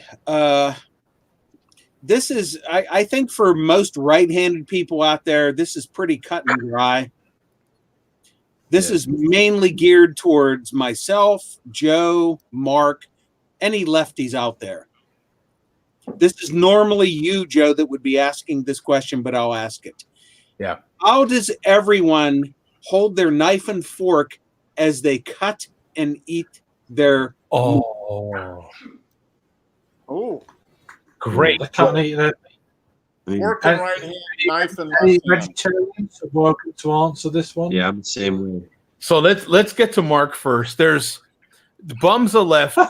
Do you want to answer your own question first, and then we'll get to Mark and myself? I won't answer my own question first because, as usual with me, I'm my own unique weirdness that does things my own way. That doesn't seem to match with anyone else. Okay, Mark. So you answer. I do fork with right hand, knife with left hand, and then when I get done cutting, I take the fork and my right hand and I put it in my left hand and then I eat it. Oh, good God. So that begs the question, Mark, do you switch every bite? Whoa, he's a switcher. He's a switcher. Because I had that asked to me. Fucking hell. Like that sling Because so far you're doing what I do, Mark. Yeah, I do. So you stab it. You like stab it. I This stab is it with my right mine. hand. Fork in the right hand. I stab it. I cut it. I put the knife stab down it with and my then left kill hand. I take the fork and I put it in my left hand. On my right So hand. all primary actions are accomplished with your primary hand. Yes, the cutting Primary. and then the feeding the pie, stuffing the pie hole. Yes. Okay, because Forehand. I tried telling that to somebody, and they said, "So you're constantly with every bite switching your knife and fork with every cut and every bite." Yeah. And I said, "No, I try to make it not that crazy. I like slice off about 4 slices." Yeah. Then I switch and I eat about 4 bites with my fork. Wow. I do every time. Which one of the right-handers does the same technique with steak? I just fucking eat it. I don't. I'm trying to cut. No fork or knife. You just pick it up. You just grab steak and eat with mouth. Fucking hell. I just fucking hell. Okay. I'll cover this, kids. Please don't feel the need to kill your steak after it's already dead. Just eat it. You know, you know what I'm saying? I'm a lefty. This could be for righty people too. And you take your fork and you slice and you eat. It's as simple as that, kid. It's a real nice. It's easy. Whoop, it's so whoop, easy. Whoop. It works every time. Back of fork, you can pile stuff on top of back of fork and make ideal bite. It's a very English thing to do, and it is the right thing to do, kids. And while you're doing a PSA, let your steak rest. It's a very for God's sake. Let your steak have a rest. Exactly. That is like the most important thing. You're right, Craig. Because it's dead. Because it's dead, you need to let it rest. So, yeah, it's the poor steak's already suffered enough. You know what I'm saying? I don't need to I don't give it the Vikings kind of wipe on Viking all the time. Let it let it rest, let it move a little bit, and then you can eat it. You know? It's suffered enough, the poor steak. Interesting though. Now that you're thinking about it, if it's stuff where I don't need to use a knife, like if you can just cut it with a fork, then I do everything in the left hand. So I take the fork and I just like a burger. I just cut a burger and then that way. But if I'm actually using a knife is in the left hand, fork is in the right hand. To be honest with you, when I get one of them things on my plate, I'm too hungry to actually take notice of what I do. So, do you know what I mean? It's like I don't know. I'm hungry. It sounds like you need to cut back on the beer expenses and maybe buy some more food, because if you're hungry to the point of that, I don't take notice of how I eat food. I just eat it. Okay. I agree. Maybe this might actually, the 3 left-handers in this room might happen to be the 3 eldest of this room as well. Definitely. And I think we were raised in the era where you were literally taught etiquette. Like there was an etiquette class in school you took. And I was taught how to eat. I was taught how to eat a 2-fork meal, a 3-fork meal, and a 5-fork meal. I was literally taught these things. Etiquette was taught. That's why I make such a big deal about the pinky out. Why do you think I make such a big deal about pinky out? I was taught all kinds of. I know the rules. I love breaking the rules. The rules are fun to break. You were taught how to walk a girl down the street. Literally, there's a proper way. Well, you have to be on the roadside because cars going to bind one up. Right? Exactly. Boom! I know that. Aware of it. Exactly. right? There's a proper way to do all these things. They can walk their own damn way down the sidewalk. I don't care. You know, yeah. Oh my And God. nowadays, I'm like, You yeah, let her sound- walk over there. You know what? It's a woman's right to walk and get hit first. I think ideally you're in a rickshaw. She's pulling you. It's her right to get hit first. Damn it! I've got to look out for my own ass as well, right? Yeah. Oh. You sound. You Hey, sound. Joe, you're a witness. Right. Yeah. Someone's got to witness the damn thing, right? Yeah. So you might get away with it. You'll be all right. You know, hey, just make sure you're on the insurance policy. Is all I'm saying. You know, That's I it. have to. That's what it's all about.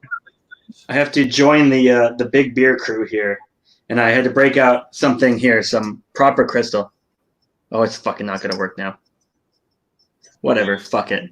Anyway, it did earlier. I swear to God. But I got this bad boy. You bougie.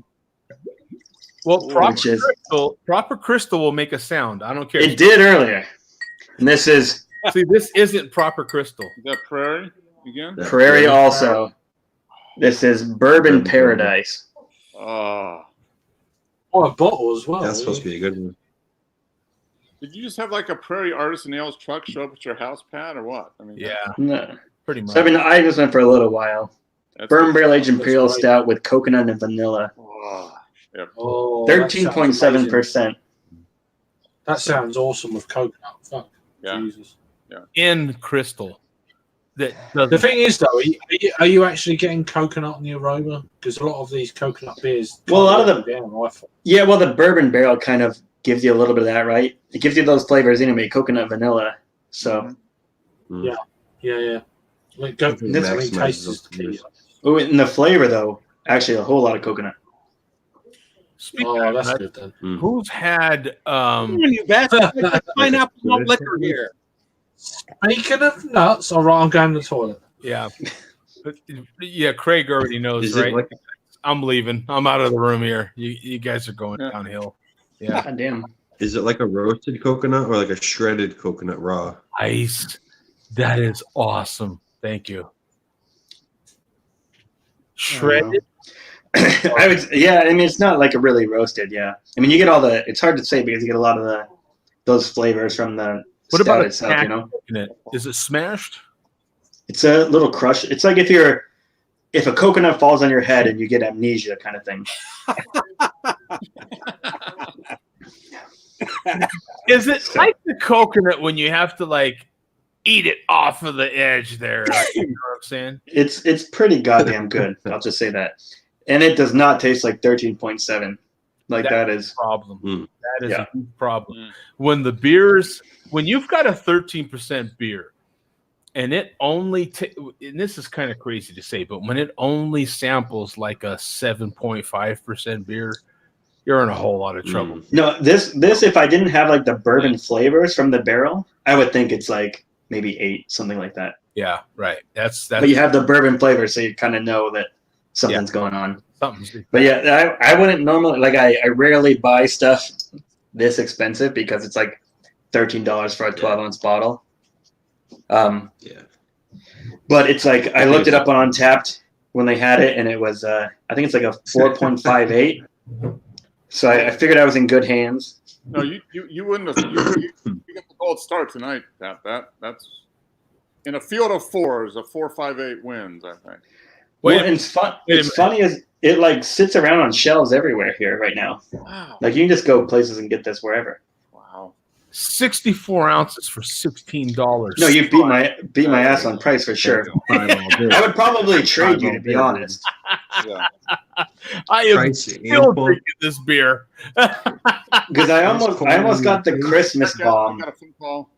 Happy New Year. We're doing a New Year's show, right? Yes. Okay. The 24-hour show, right? 24 hours. Oh, no. 24 Three of them. 24 hours show. 3 of them. 3 shows. It's crazy. Greenwich Mean Time, we're doing GMT, Greenwich Mean Time, and we're doing East Coast and Arizona. All right. See you guys then. All right, man. Take Peace out, care. brother. Later. Okay, Mark. See ya. See you later, Mark. Yeah, I don't want to, it's already like 5 hours. No, I was joking. That's 3 shows is a whole lot to begin with. So Yeah, I was doing 5 or 6. And you came into this year, Joe, doing none. Yeah, I wasn't going to do anything. And a little arm twisting here and there. And next thing you know, here we are. Your fans, Joe, your fans. Hey, it's fun. It's fun, man. It doesn't take much arm twisting. It is fun. I get all pumped up. We get the lights going in the background, and it's all pumped up. It's fun. It honestly is. I might go to party props too. Who knows? But yeah. And I'm going to jump off here too. And I did finish this. Good God. Oh yeah, baby, finish him. God bless you. Oh, it's horrible. Horrible. I think at this point you don't have a choice to jump off, right? You know what, Pat? That's a good assumption. And I could probably stay on. I think I'm okay. But I don't know. I think it's nighty-night time. Yeah. I think it might be nighty-night time, Pat. Yeah, it's time to end it. Yeah. Absolutely. Yeah, I think it's time. I think it's time to go CP by. Yeah. I would assume that as well. Okay, guys. Happy New Year. I will try to jump in. I'm working New Year's Day. Okay. Have to be up early. Gonna go to bed early New Year's Eve. I will try to tune in or watch. But otherwise, if not, I'll see you guys on the other side next Saturday. Yeah, we'll see you on the other side. GMT might be your show. Okay. But if not, we'll see you, brother. Okay. Always a pleasure, guys. Love you guys. Love you, man. Okay. See ya. Yeah, this is freaking great. I swear, man. Let me. There's even more comments since the last. Crazy.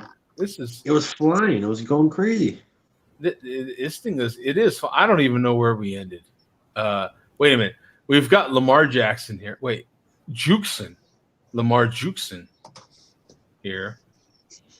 Speak American, Kent. Backwoods Billy. Baltimore Ravens will be the Super Bowl champions. Right. There's a damn good shot, but I'm telling you, man, you still got to get past the Patriots. We're gonna have to go to their house, though.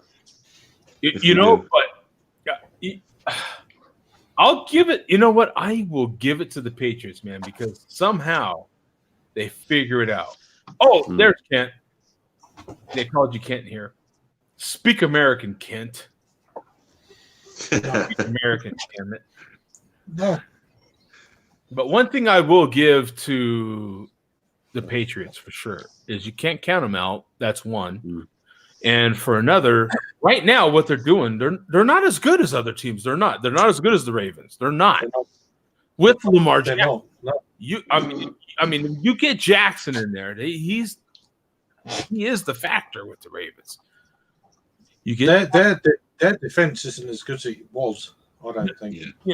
Well, the thing of it is I think the Patriots know where they are. That's the key. Belichick knows what he has. He knows that, hey, we got to slow you down. We got to speed us up. We got to do whatever we got to do to win this game. That's the key. And the team is in tune with what he wants to do. It's mesmerizing what they do, man. You'll notice within the next couple of weeks, the running game, James White, the running game will go way up. They usually bring the running game in the playoffs really ground and pound. When they had Lawrence Maroney, remember that? All they did was run. Yeah. He got some of the games, he got like 200 yards a game in some playoff games. And then they have a good defense. I mean, even if Brady can't huck it, they have a good they can end up running. They slow it down, they speed it up, they do whatever they need to do to beat you. You better be on. You better be on when you play him. Brady's accuracy this year has been, for him, it's been very poor, I think. Yeah, it has. Yeah, it has. But he hasn't been throwing the ball downfield. He's more of like a 5 to 20 yard passer. Well, he's been that way because of the talent around him. He doesn't have much. He doesn't have. Like if he still had Antonio Brown, they'd be making some incredible plays. They would. But Antonio Brown's wrapped up in, I don't know. I mean, what do you guys think about the 40? What do you guys think about the 49ers chances? Who? 49ers, I think, have a shot, but yeah, I think Ravens are the best I've seen so far. Generally, the Ravens are, man. They are. If Jackson stays healthy, that's the key. If Jackson stays healthy, no one beats him. Honestly, it'd be an interesting Super Bowl with the Patriots versus 49ers. The Patriots still have the best shot, though. They do. They have the best shot. They have the best shot of beating the Ravens. If the Ravens can get through the Patriots, I don't know who beats them, honestly. If the Ravens get through the Patriots, I don't know who beats them. Yeah. Hey, I'm gonna get out of here. My phone's about to die. I want to see my buys and everything. That's why. Okay, I'll man. See you guys next week. Peace out, Tom. Take care, Tom. Good to see you. Later, man. Happy New Year. Yeah, I don't know who beats the Patriots if the Ravens get through the Patriots. That's the way I see it. I don't, the 49ers, whoever's in the NFC is going to have a hell of a time beating whoever gets there. If the Patriots get there, they know their weakness. That's the fascinating thing about the Patriots. They know their weaknesses. They know their strengths. And they know when they're on the ropes, man, and they play to that weakness. You know what I'm saying? Like they're good, man. I got to give it to them. You know what's pretty cool? The biggest news coming from the last few days with the Patriots is them lending their private planes to the Navy, so the Navy could fly in style to the ball game. Belichick has ties to the Navy. His dad coached the Navy, assistant coach or receiving coach or something like that for the Navy for a long time. So Belichick has ties to that. And the Patriots, I think, might be the only team that has two private, 747s or 737s? They're the only team, I think. Or they were the first. 2017, they bought those planes. Dude, I love the NFL. I swear to God, I love football. I know you do. I love the Rams. The Rams are right behind me over my shoulder, but I absolutely love football. I've followed it a lot the last 3 years. It's been building for me, and this year I've been really. I mean, the last game on a Sunday has been a bit late. So I always find out the result. Yeah, the Patriots, they got a smoking deal on two of the. I don't know. I'm not real familiar with planes, but I think it's 747s or something like that. And they bought two of them in 2017. They were the first team to have their own planes. Catching up to NASCAR, quite frankly, because NASCAR, talk about, as much as we talk about football. Dude, racing has money. I'm more F1 than NASCAR. Yeah, F1's got the most. As far as racing goes, F1's got the money, son. Oh, it's just money.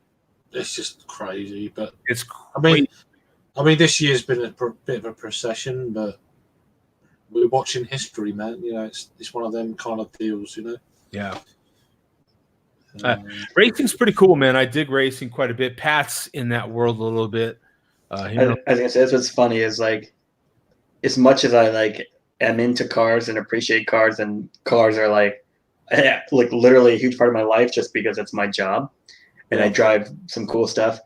Racing, like watching racing, virtually no appeal to me. I've been to a couple NASCAR races. F1's never appealed to me. I like older F1 cars a lot. And I like race cars a lot, like Le Mans cars and all that kind of stuff. I like them as cars, but to sit down and watch racing just has never appealed to me in the least. Yeah. I grew up with a father that liked football, but didn't really love football. Loved racing, though. Yeah, well, my dad's big into NASCAR and football, but I just never I don't know, for his what would it have been now? His 60th birthday? No, sorry, let me think. Yeah, I guess it was his 60th birthday. I actually got press passes to NASCAR. I got 3 of them through my website. So him, my brother, and I all went to NASCAR with press passes, so we could go wherever we wanted for his birthday. And so it was kind of fun when they had the race here in Phoenix. And I covered NASCAR for a magazine before and stuff. And I mean, I appreciate the loud, the sound and kind of the energy of it, but to sit down and watch an entire race, it's just never going to happen for me. And I like driving fast cars. That's fun. That's cool. No, I appreciate that, man. I mean, that's, it's everything ain't everybody's cup of tea, Yeah, it's just whatever you like, But yeah, I like F1. I like F1 when it's really close in the championship race. The whole season, it's like 1 or 2 races, within it. But when it gets to they're 40, 50 points ahead, it's it kind of takes the edge off it a little bit. When driver's very dominant, it's and it's kind of the strange balance, because obviously that makes it no fun for anyone when it's someone runs away with it. But then at the same time, I feel like they do so much to even it up that sometimes it doesn't make it interesting, because they make where every car is the same, every driver, Well, they change the rules all the time as well. It's just yeah.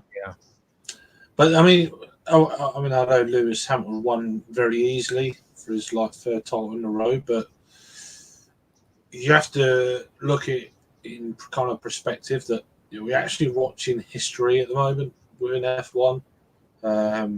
It won't always be the same. It's like any sport. It's not every year that the Patriots get into the Super Bowl. It's that kind of vibe, It's the same kind of the equivalent, There's going to be a point where they ain't going to get to the Super Bowl. It's sport, It's just. Is it still Ferrari that's pretty dominant, or? Well, no, it's McLaren. Are they up there at all? McLaren aren't. No. It's, See, Hamilton, you raced for McLaren briefly, right? Or no? No. He was. Oh my god! I think he was, because he was Ferrari for a while, right? He was never at Ferrari. There's really? There's rumors that he's going to go to Ferrari next year, but. Because I just know this is a weird way to know this, but my son's really into the Pixar Cars movie, and Lewis Hamilton is in one of those, and he's a McLaren in the movie. No, I mean he's Mercedes at the moment, so he must have been McLaren briefly or something. Maybe around 2000. He was a while back. He was McLaren, and then he went. He probably 2010. But there's talk that what is it? Toto Wolff? He's going to go to one of the sporting directors of F1, and I think he's waiting on his decision. And if he does, he's going to go to Ferrari. That's the murmurs, but it's not official. But yeah, whatever. Here's something that I've got for you guys while you're still here. Something that I don't know if any of us would ever do, but I'm going to ask the question anyway. Wife horrified after husband gets, quote, ugly tattoo of her snoring. So apparently they're on a plane flight, and he captures this photo of both of them, a selfie of her sleeping, and then tattoos it on his leg. The answer is no. At the same time, she might be upset. It says she's horrified. Yeah. But come on, that means he loves her if he does that. Yeah. He's going to get an ugly picture of her on him. What a commitment. Jesus fuck. They've been married forever, apparently. And the couple has a history of pulling pranks on each other since they got married. They're that couple that pulls pranks on each other their whole marriage. And this is what he did. And apparently he didn't let her know that he took this photo of her until he got the tattoo. I wouldn't have that tattoo on me. I'd put it on her. While she's sleeping, just somehow. Yeah, while she's sleeping, yeah. While she's sleeping. It's funny that he had it done on him and on his thigh. So that's Well- a big tattoo you're seeing right now. Yeah, and I want to, you can't see it there, so there you go. It makes sense now. It's a big tattoo, and so she was pretty upset over it, but she got over it because she's trying to figure out a way to make to one up him.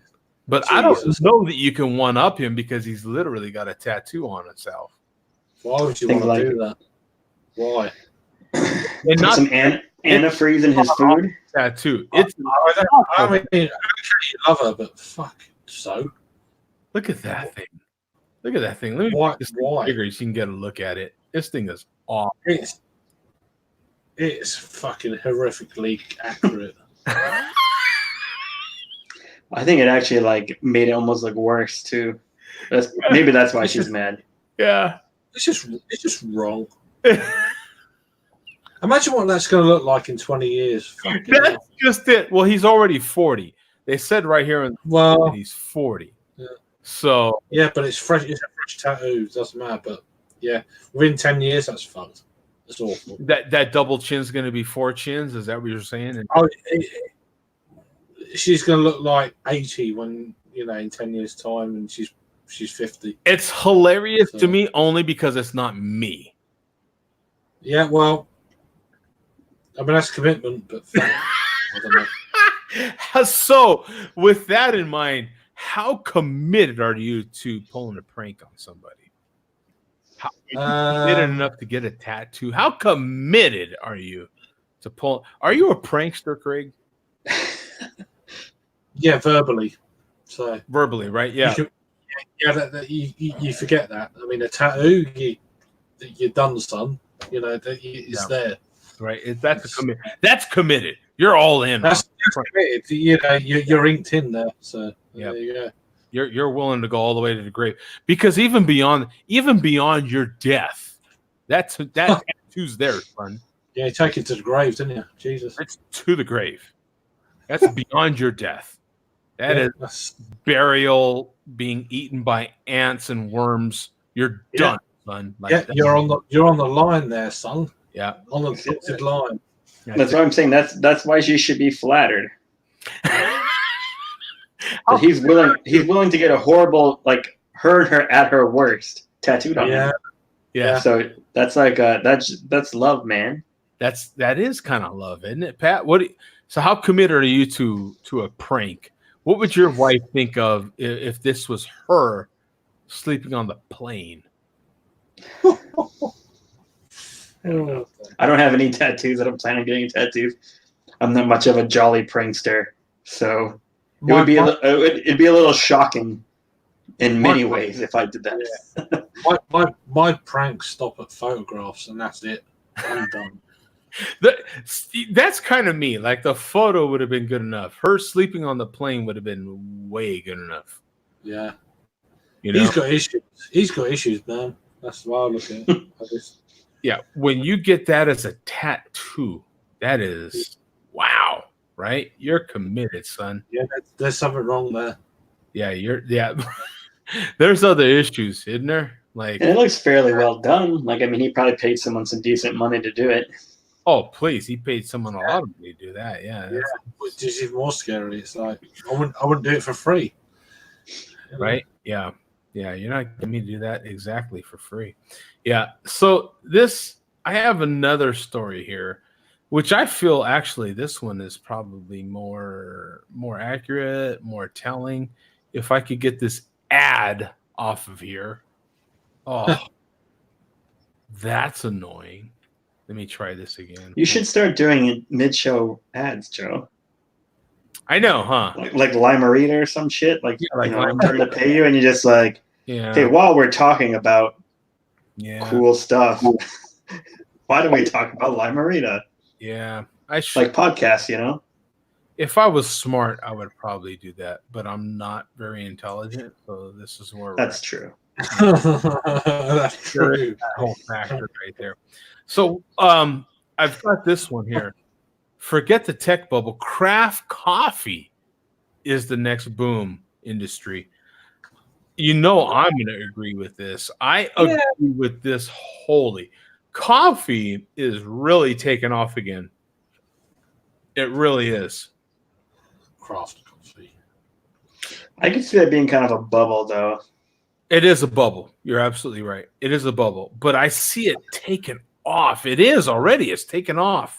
Yeah. I just bought a flipping coffee machine that I'm not even proud of how I don't even want to say how much I paid for this damn thing. Was it from Amazon? Is that one of your? Is that one of your 200 and blah blahs? Yes. How many orders did you place this year, Craig? How many orders? Not many. No, not many. I got no money. So. What about you, Pat? How many? Me and Pat live in an Amazon city, for Christ's sake. How many total Amazon orders? Yeah, for 2019, how many orders? It'll tell you on their website. Amazon need to pay their fucking taxes over in the UK. That's all I say. Well, they need to pay them here too. Yeah, they're paid zero taxes here last year also. Yeah, so Bernie 2020. Anyway, I would say I would guess actual total orders maybe like 10. Not that many. Don't get you're more than me. I'm probably around about 5 or 6. You have. It can probably show on an app, right? On the Amazon app. It does. Okay. Most of mine are stockings and stuff like that. I'll tell you how many orders I have, son, and then you can compare. No, I'm not. I have 200. Are you fucking kidding? And 63 orders this year. Joe, that's too many. I've got issues, man. That's like that's more than every other day. You realize that? And that's just orders. That's not how many items. Because multiple items per order. I had 263, and I ordered again today. Yeah, well, that's on you. That's on you. I don't know how to show that. Mine just shows items. I don't know. I'm not. I've ordered a lot of stockings. When you're on the computer, it shows you much easier. But I've ordered a lot of stockings and gloves this year. So I subscribe to stuff. Pat, and me and Pat know each other. We've hung out a little bit, but I'm a busy. I don't just say I'm busy. I am busy. During the week I am busy, honestly, and I don't get time. I'm their ideal client, if you will, because I subscribe to everything. I subscribe to toothpaste. I subscribe to you name it. Any toiletry. Yeah. I don't do anything like that. So toilet paper, paper towels. Oh my god. Oh, dude, I switched from bar soap. Stamp my man card minus 15 points. I promise you. I went from bar soap to gel. You know what I'm saying? Yeah, I know. I made that transition. I'm a shower decades ago. Yeah, I'm a shower gel guy. I swear. So mine's a whole whopping 18.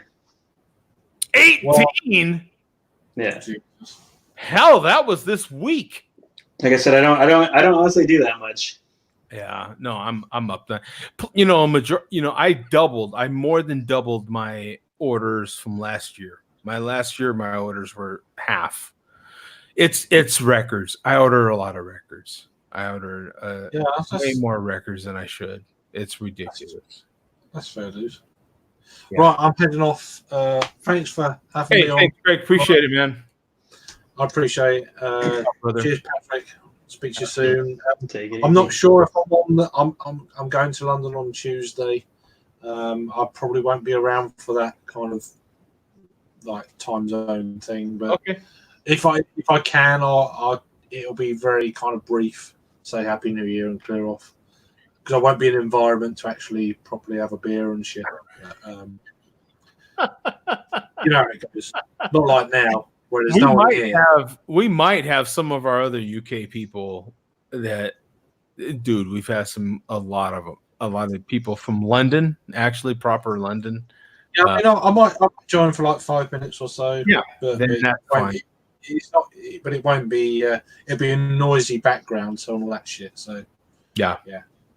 But There is that, right? Yeah, I get Need it. to but anyway, at least join to thank- give Joe his New Year's kiss. Yes. Well, At the of least. course. But yeah, thanks for having me on again, Joe. That's really appreciate it. Hey, thanks, Greg, for jumping in, man. We'll see you, man. Peace out, brother. Take care. Cheers. See you. See you later, Patrick. It's well, Pat, you know how I feel about it. It's awesome to have everybody on here. I swear, it is just such a privilege. And a privilege. Let's get real. The privilege, yeah, exactly. If I look that up on Google, that's probably a thing that I really am not proud of. So last year, 2018, I had 8 whole orders. 8? Yeah. When did you first sign up for Amazon? It shows you on there. Yeah, I know. I don't remember to get back to that. Go back to my main profile, your account. Mark beats me. Mark's mine's pretty old, but not that old. I think mine's like 98, 2003 or something. I'm 2002. Mark's 98. Yeah, that's crazy. That was when it was like the little like books only kind of thing. He placed 3 orders in 98. I placed 3 orders in 2002. Yeah, so I have 2003. I had 4 orders. Oh, look at you! Archived orders. What's that mean? Oh, that's a separate thing, right? You can send shit to archive. Yeah, okay. Yeah. It's funny to look back and see like in what the hell I was ordering in 2003. Yeah, it's fun, isn't it? It is. It's part of the reason why. And it's then funny too. I get 2003 was entirely albums and books for me. I mean, obviously that's what Amazon used to be. Yeah, but yeah. But it's all like car related, chassis engineering, fiberglass and composites, competition car suspension. Because I was building a car at that time. And then a bunch of not album, not like LPs or records, but CDs. Which I don't know the last time I bought a CD. Probably 2008, something like that. It's fun though, isn't it? It's fun to go back through your account, and it's why I love Amazon, man. I absolutely do. I'm on Amazon like it's a social network, for Christ's sake. Yeah. That's funny. At 2004, I had 1 order, and it was again 3 CDs. Yeah, 263, man. 63 or 65. That's insane. It is. It's nuts. Don't do it. I'm telling you. No, it's like 5 days a week. Oh, it's bananas. I'm telling you. Which I mean, like you said, if you don't go to if you don't buy like staples at the grocery store, you get them through Amazon. It makes sense. I don't subscribe to everything. I get a permanent 15% discount on stuff I buy from Amazon. Yeah, like the subscribe and save, or is it? Yeah. Because that's like depending on how often you get it and how much you get or something. That's is a percentage. Yeah. Because I know there's a lot of stuff I see. Because like there's some deal websites like Slick Deals where I get stuff on, and they'll talk about that where you get like 5% off and all that bullshit. Some of the records I buy, literally, I'm not even kidding you. Some of the records will be like $30, $40, $50. They'll lower them down to like below $15 for. Yeah. I'm on Amazon that much. Like, you know how some people. It's said that some people get on Facebook and on Instagram like every so many minutes. Uh-huh. I'm on Amazon that much. And the reason is because it's literally like a stock market. Their prices go up and down like the stock market. Do you ever use that Camel website? No, I don't. What is that? Camel. It shows you it does like almost stock prices for an item. You plug in an item and it shows you the price history on a graph. Camel. I think it's camelcamel.com. Mark does this to me too. He knows all the websites too. He knows all the apps. Yep, you're right. It is Camel. So if there's something you're looking at buying, you can plug it in there and it'll tell you like the entire price history over the past year and all that kind of stuff. So you can see like what it's at right now versus the lowest and highest prices and what the average price is. And see, because what I normally do is this is my shopping process with Amazon. When I find something I want, I put it in my cart. I'm not going to buy it. I'm going to put it in my cart.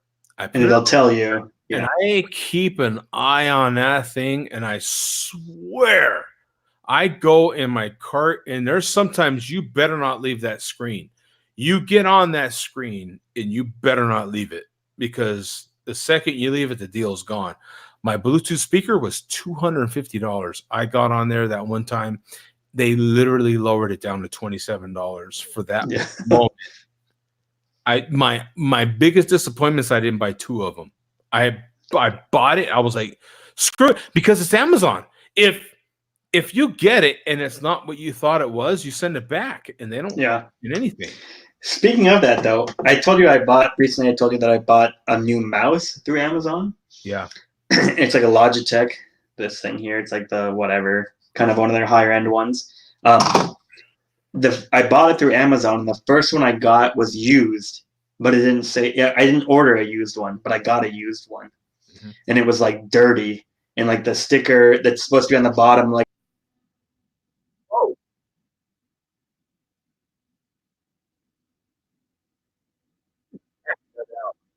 Wow, that was crazy. It's just like, oh,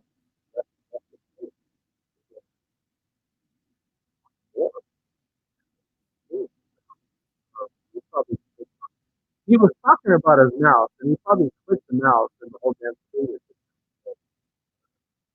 that's probably what happened. He clicked on the mouse talking about I did. I hit the fucking back mountain on the back button on the mouse like an idiot.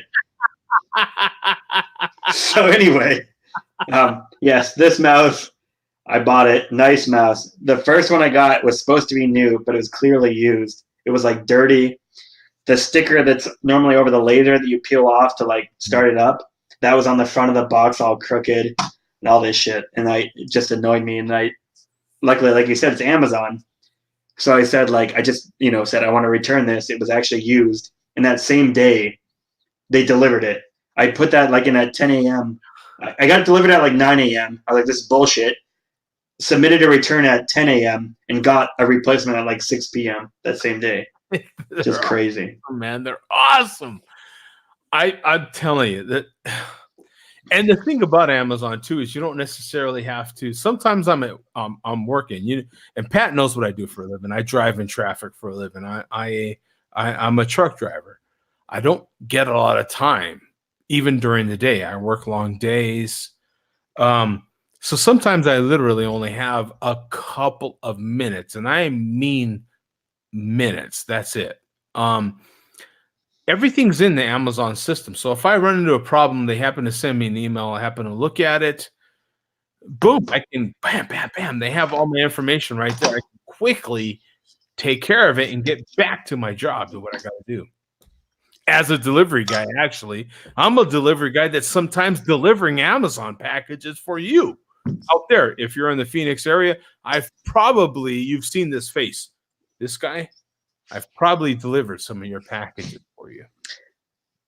If you've ordered a treadmill or something big like that, and it was freight, if it's considered freight, it's probably some big idiot like me. You said you have it where they deliver into your garage, right? I have but they don't. Not to where I'm at in Phoenix. For some reason, it bugs the bejesus out of me. But yeah, for some reason, they won't deliver to my side of Broadway. I don't know why. North just saw Broadway, that. Boom. My side of Broadway, no bueno. I didn't actually know it until like just the other day. I didn't realize, but there's an Amazon locker right at the Circle K down the street from me. Yeah, Amazon. I never used that, I've never had a problem with people stealing shit in my neighborhood. But I could see where that would be useful for sure. Well, it's not just stealing stuff. It's like, let's say you're getting your wife something. Let's say that's true. Yeah, and you don't want them necessarily to know it. It's a surprise. You send it to a locker. Let's say you're returning something. You can return it to the locker. My mouse, I just went to Kohl's. That's where I returned it. Yeah, Kohl's. And it was like they had a whole, because it was like Christmas time, they had a whole separate area set up. And it was like, it took me literally, like from the time I parked to the time I was back to my car, like 3 minutes. They scanned it, handed me a receipt, and it was done. Yeah. It was crazy.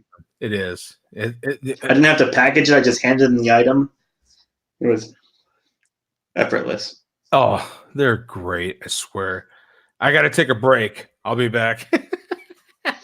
I'll proselytize to them. So let's see that. Let's go over some chats. Oh fuck. 570, 580, 539. Is head coach still here? No.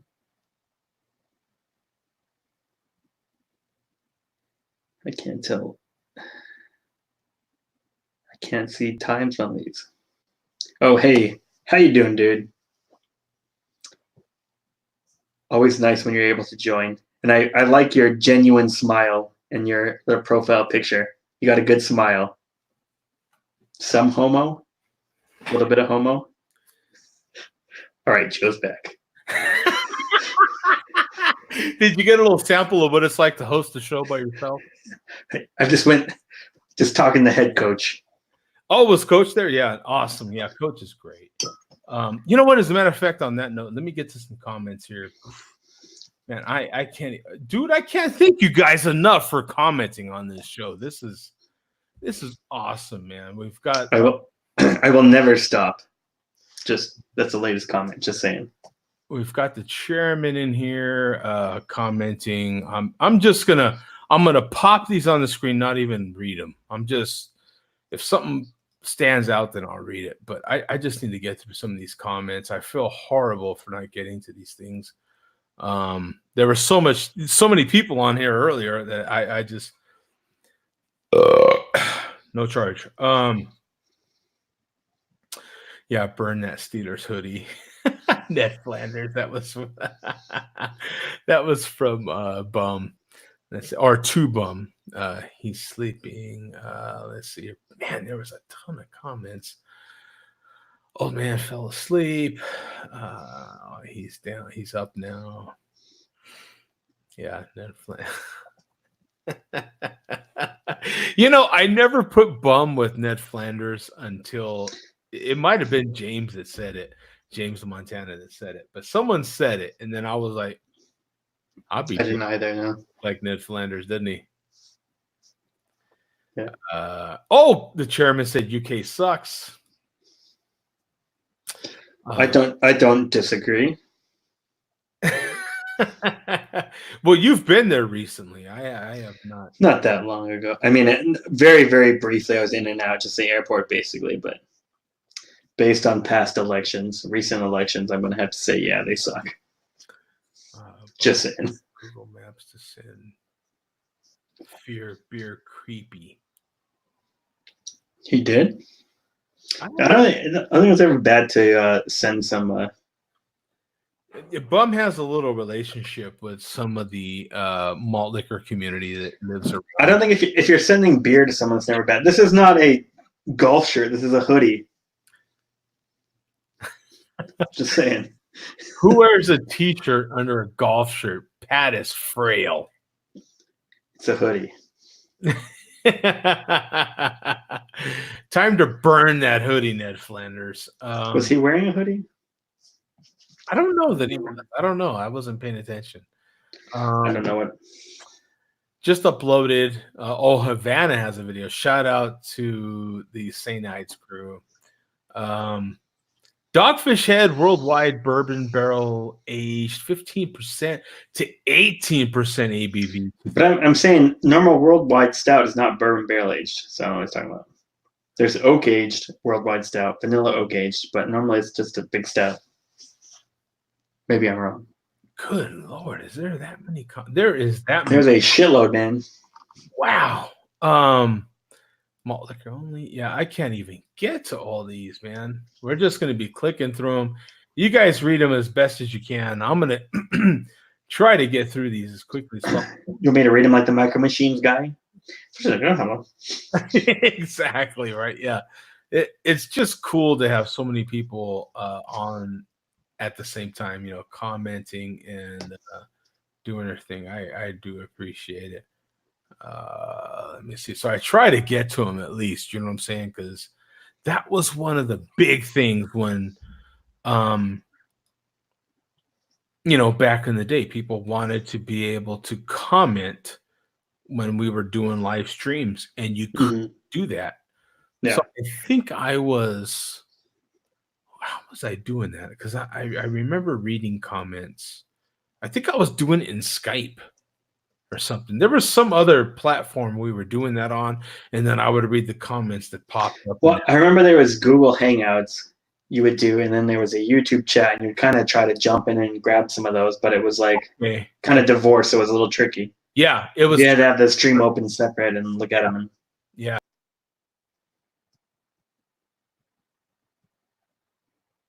Am I alone again? Oh no. So. Yeah, about those. Pat did. I kind of like bounced myself out of the darn thing.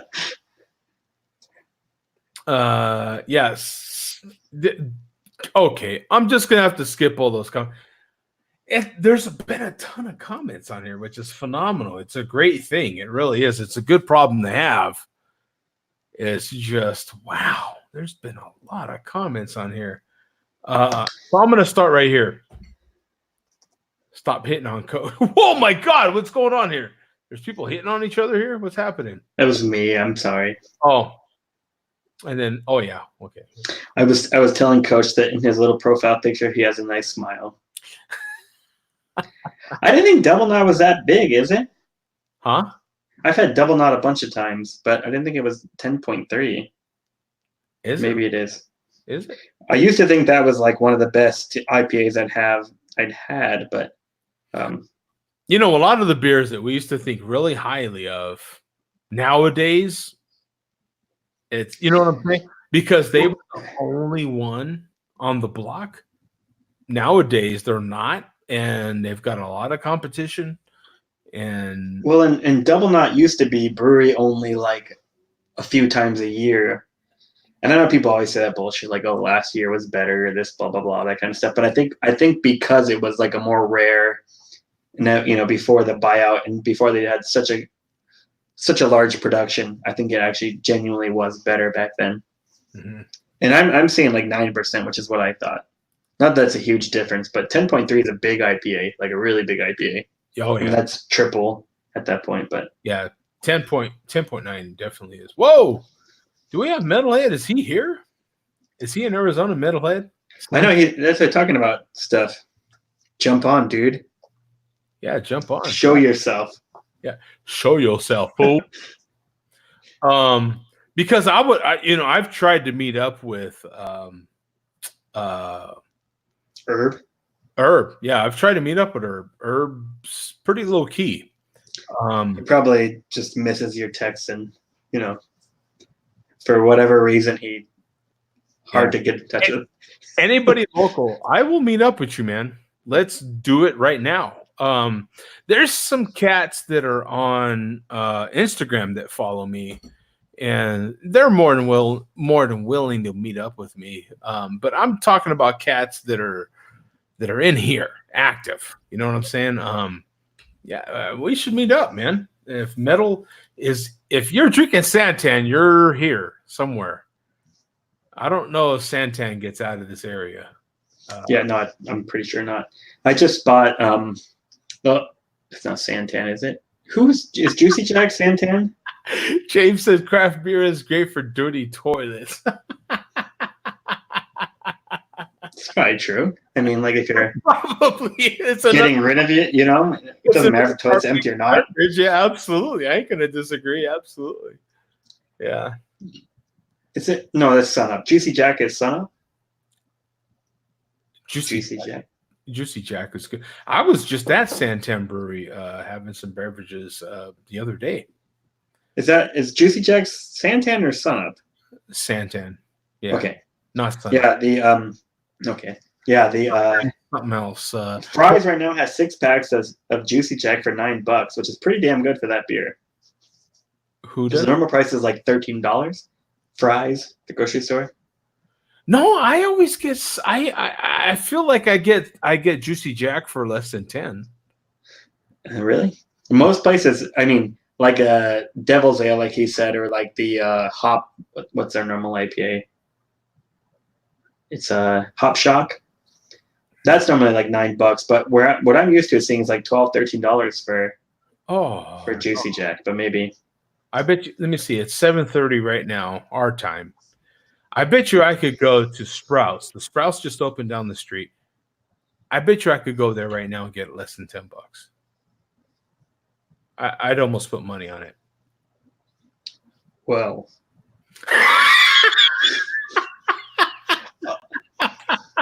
I buy Juicy Jack a lot. Pat knows. Yeah. I think it's one of the best like local IPAs. I mean, it's like easy to get. Like I take Tombstone, that kind of stuff over it, but it really is. But as far as like a good 6-pack to get easily, it's up there. It's up there. No charge. Yeah, it is. It is. It's prices. It's such a good beer. I'm trying to find it like on. What Metalhead to join here? He's young though, 1990. Or wait, 1990. Never mind. That's 30 years old. I'm curious what kind of metal he likes here. Yeah, we've got next time drink Four Peaks double IPA, 10.3% ABV. Dude, I'm gonna get off of here and I'm gonna go drive down to freaking Four Peaks and have some beer. That's what's happening. That's what this is about to make me do. I'm about to have to go down to either Four Peaks or Santan and drink some beer. That's what's more than likely Santan, because Santan's closer. But I used to live just down the street from the Scottsdale location, which was like the second location for Four Peaks, because they had the original Tempe, and then after that they made the Scottsdale one, and then it was years and years till they opened anything else. And that used to be my like go-to spot, but it was always Hop Knot. Like I said, Double Knot was like every maybe 4 times a year they would make Double Knot. Yeah, because I was just in Scottsdale drinking beer yesterday at a couple of breweries. I still haven't been to Goldwater. In the rain, actually, while we're speaking of it. Yeah. I know you've had quite a few Goldwater beers, right? I was just at Goldwater yesterday. Yeah, I've never been there. You haven't been there yet? I haven't actually had a single beer from them ever. God, I thought we met there one time. No, oh, that was me and Zach. Oh, yeah, no, dude. You wanted me to Goldwater? I could swear to God I could meet you at Goldwater. Like tonight, I can't, but maybe come auction time. Maybe we'll hit up a brewery and then go to the auctions or something. Yeah. Or vice versa, auctions and brewery. Either way. Yeah. It's the beautiful thing about Scottsdale is you could just go to like Whole Foods and have whatever you want. That's the first place we met, right? Was that Whole Foods North in Tatum and or Scottsdale Road and Mayo? Whole Foods is a blessing from the gods. It is. What's great about Whole Foods, and I haven't been there since Amazon took them over, but I haven't really either. What's great about Whole Foods in the past, at least, is that they sold everything at the same price. Like if it was on tap, it was basically one price. If you wanted it in a growler, whatever, same price. Like it was, That's actually what's crazy. So that bottle shop that I talked about, that's where I got this Prairie and other stuff. It's like at 7th Avenue in Union Hills, so a little down the road from that other shop. Their prices are lower than Total Wine or Bevmo by like a significant margin, which you wouldn't think like a local place with better selection would be cheaper than the big chain, Yeah. But like they had 2009 Bourbon County for $10, and they also had 2018, 2017, and variants at that same bottle shop. So you could do like a vertical of Bourbon County from that one shop for like, I think it would have been, for 3 bottles would have been $30, $40, which pretty crazy. Those those particular tap houses you have in your area are phenomenal. They are. I mean, I'm in an up and coming area, especially now that the freeway just opened. I'm in an up and coming area. It's been in a lot of the real estate news. If you've been watching, I don't know if you've been pay attention to what's happening in real estate. Another booming area. There's a lot of stuff building right here as we speak, literally as we speak. Dude, if a tap house opens in my area, I can't even tell you how used to this face they better get. They might as well just put my face on a chair because I'm going to be there. Like, how far are you from like 8-bit brewing? 8-bit, I've only been there once. Mm-hmm. So I don't know if they've moved. I'm probably 20 minutes. Are you okay? For some reason, I thought you were closer than that. I always forget exactly where you are. Yeah, like there's a lot of stuff kind of down the 101 from me, like 8-bit, Freakin', and a few others that I'd never ever go to, but I've never been to any of those. The last time I was at 8-bit, they had just opened not too many months before I went there. Solid Brewery, it was a husband and wife. If I remember. Yeah, I think it's a very, very small. And they actually opened I think the building next door now is a meadery that they opened.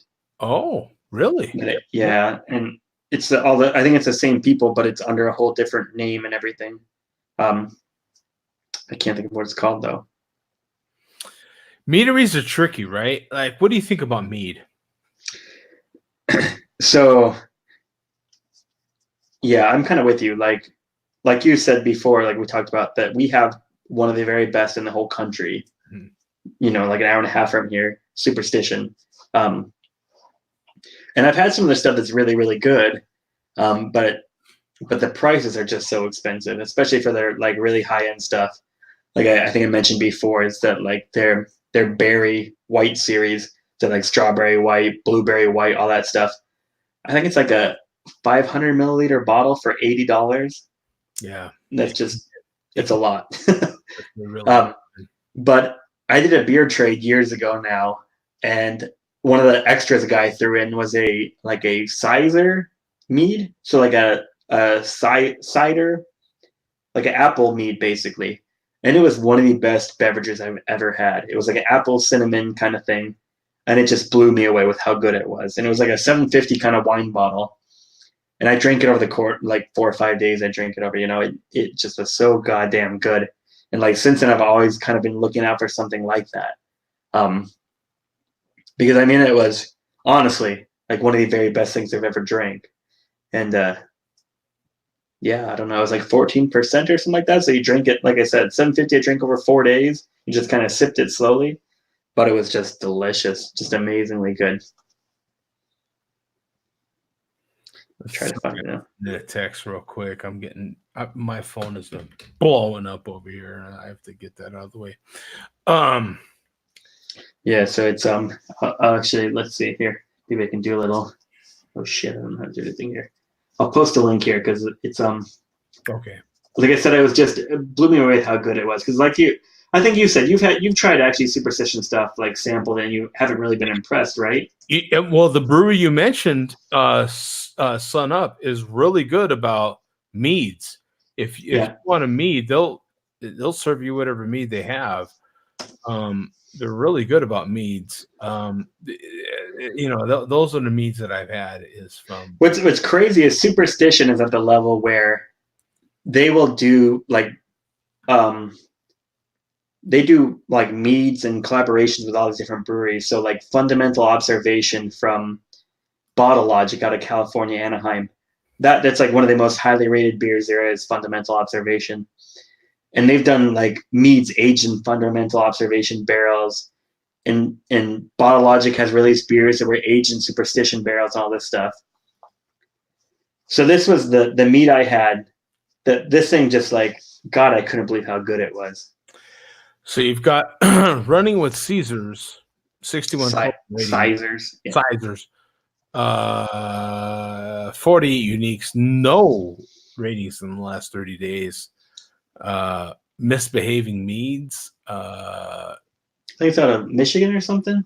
12.5% ABV, no IBUs rated, and a 441. Yeah, so go to the pictures quick. You probably find my picture because there's probably not that many.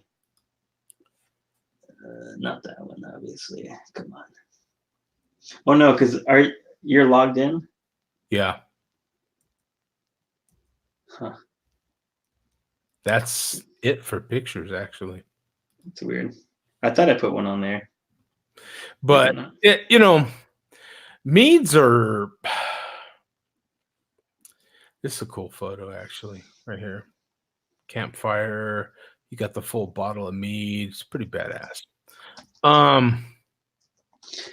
So yeah, that's my whole thing is that like I've never had too many that have really blown me away, but that one like almost completely changed my mind alone because it was so goddamn good. So here I post a link to a picture. I thought I did that in a review for it, but maybe not. Huh. No, I never did a review. That's interesting. So link, I took a fancy picture of it. We talked about not taking good pictures of beers. I took a nice picture of that one.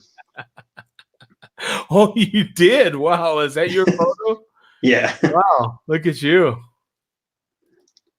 Yeah, it's just one of the few where I actually took some time to do it right. You had to take some time to make this photo. You had to take some time. Yep, absolutely.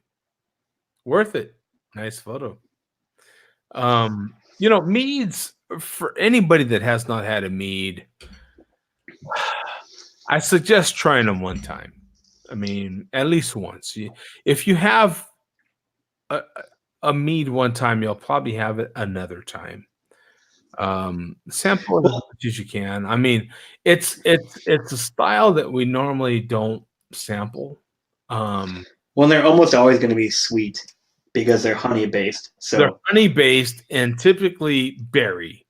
It's going to be honey and berry. I don't pick the berry, but it's going to be honey and berry. It's it's raspberry, blueberry, you name it. It's going to be. Well, that's the one that's really hyped out of Superstition, those berries, but then also like the peanut butter and jelly is a big one that they have. Yep. And I actually haven't had that. I traded it for some stuff a while ago, and that used to be one that was like really hard to get and really hyped.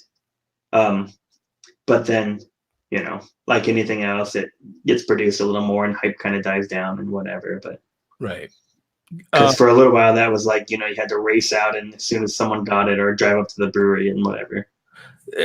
I don't know why. I don't know what their deal is, but Sun Up. I've been to Sun Up quite a bit because I used to live in the hotel that was, a few miles from Sun Up. They're the ones that had the most meads as far as brewery. And they don't make their own meads, though, do they? No. Okay. They just have friendship with these meaderies, and they carry some other meads too. They're just kind of pro whatever. If someone's using local stuff, they'll carry it. And like you mentioned, the honey is a thing with meads, and so they'll carry it. And you can taste Superstition meads all around the valley, but again, it's like a 1 ounce taster is like $5-6 kind of thing. So it's hard to like really get into it. And there's a lot of meads out there that are probably not great. They're a little cheaper, but I've actually thought about making my own mead, actually making a sizer. I looked online how to do it and everything. The problem is the aging process is like a full year that you like have to rack it, like every 3 months, pull it out, rack it, put it in a new kind of glass container and all that bullshit. Oh, screw that. So, but you end up with like gallons. So there's another kind of fancy beer picture I took here. And this is awesome. And that's this isn't mead though. This is no, that's the New Glare stuff. Yeah, that's what I thought. Dude, and New Glare's glassware, which like I think I shared last week that I have. So I have 20th anniversary glasses. They did 2 different ones. I have 2 of each, and I had 2 first anniversary of each, and I broke a first anniversary and a 20th anniversary at the same time. So sadly, a couple of those glasses are gone out of that picture. Well, at least you have a photo of them. I don't have a photo of my glasses. I have a lot of glasses. If one of them broke right now, right after this show, I'm done. That's it. They're gone. I don't have any memory of those glasses whatsoever. And like I said, at least I have one of each. My whole thing is like with any kind of glassware I have, I always want two, because I always think if I'm going to use fancy glassware, hopefully there's someone sharing the beer with me. Yeah. So that I can, So I always want to have every single piece of glassware I have at least two. Like Chimay goblets with the little gold rim, I have 4 of those. A bunch of other ones, I have at least 4. See, now these mugs, it's IKEA, right? These IKEA mugs, I have 2 of them because of that exact same reason you mentioned. I was like, I'm gonna love this mug. So the minute I saw it, I was like, I'm gonna love this mug so much. I better buy 2. Plus, they were so cheap. That's the thing. Well, yeah, IKEA is like $1.25 or something. Oh, dude, I think it was $4. $4, okay, but still.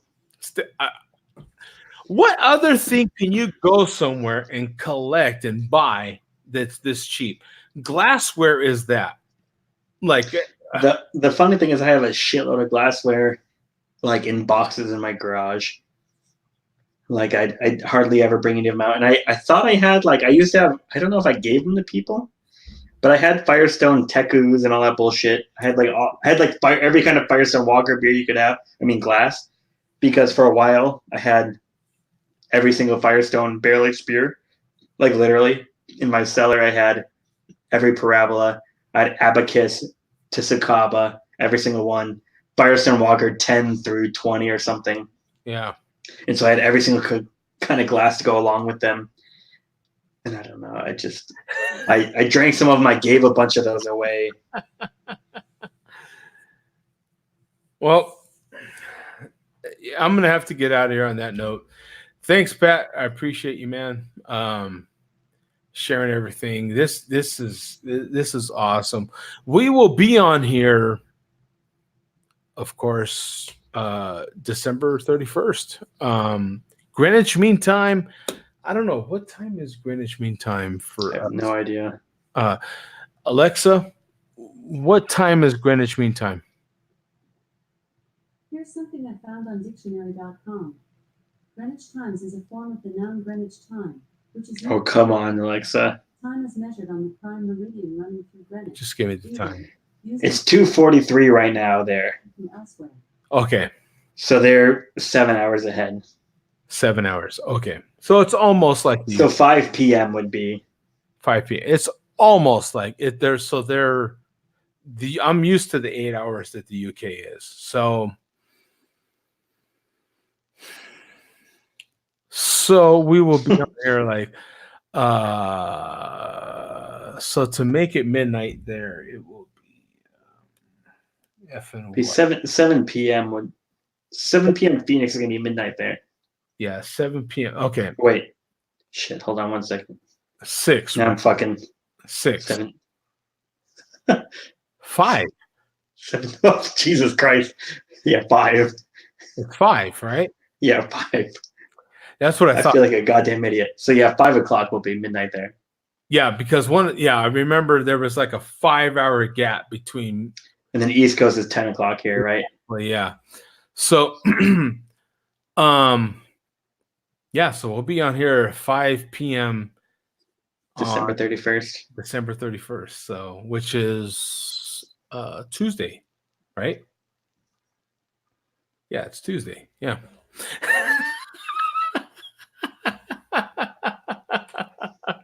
So we'll be on here 5 p.m. Tuesday. I will set up pretty much all those shows at the same time. I'll set up the GMT, which is Greenwich Mean Time for those that don't know, East Coast time, and then Phoenix. And that's going to be it this year, kids. I'm not doing all 5 shows. Fucking slacker. I know, I swear, but that's the way it is. I wasn't going to do any shows this year, and I've gotten talked into at least those. You only got talked into the 3 fucking shows from 0. Joe. Stand strong, Joe. I know, right? Between now and then, people are going to try to do 4 or 5 shows. Stick to 3. I know, you never know too. You know what? Because by the time I get to the West Coast show, I even did Hawaii that one year. By the time I get to the West Coast show, I'm hammered. I'm done. You know what I'm saying? I'm hammered. I'm like, well, people don't normally see that, so they probably enjoy it. Yeah, it's fun. It doesn't take much, honestly. A little arm twisting, and I'm there. I'm like, it is fun. Yeah, come Arizona time, you'd be like, yeah, fuck it, we'll add a couple shows. I mean, you know what I'm saying? Like, but you know, you're watching this stuff anyway, so why not do a show? You know what I'm saying? Why not be part of it? You know, instead of something else. You know, so Dick Clark is getting well. I don't know. Is Dick Clark still alive? He's dead. No, he's been dead for years. Yeah.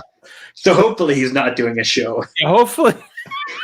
We'll see. But if he is doing his show, it's pretty stiff. But yeah, so you know, we'll do, you know, GMT, we'll do East Coast, and we'll do Arizona, and hopefully that'll be it. I could get arm twisted into doing a few more, but not Hawaii. Swear to God, that's not happening. I swear. Japan. Yeah, right. Yeah. Well, that was the whole thing. It's like, where do you start? Because we had people coming in from Australia. Australia's the first, right? Yeah. Okay. I'm pretty sure. Yeah. Australia, then Japan, and then yeah. Okay. And so it was like, okay, where are you going to? And the problem is when you get into their time zones, some of their time zones are by the half hour. What? They're not like us, but it's just by the hour. Some of theirs are by the half hour. And it was like, oh, no, I ain't doing that. I promise you. No. So doing GMT covered everybody. And everybody on that side of the pond. And that gave me like a 5-hour break to at least take a nap or something like that. And then once East Coast started, then it's on, son.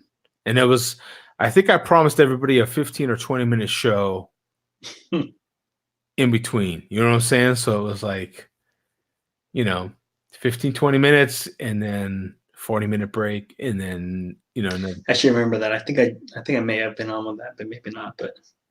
And it was fun for everybody. Actually, I was still chatting with everybody in the meantime, texting and so forth, and then start another show. It's fun. It is. It's fun. Yeah, you know, what else are we going to do?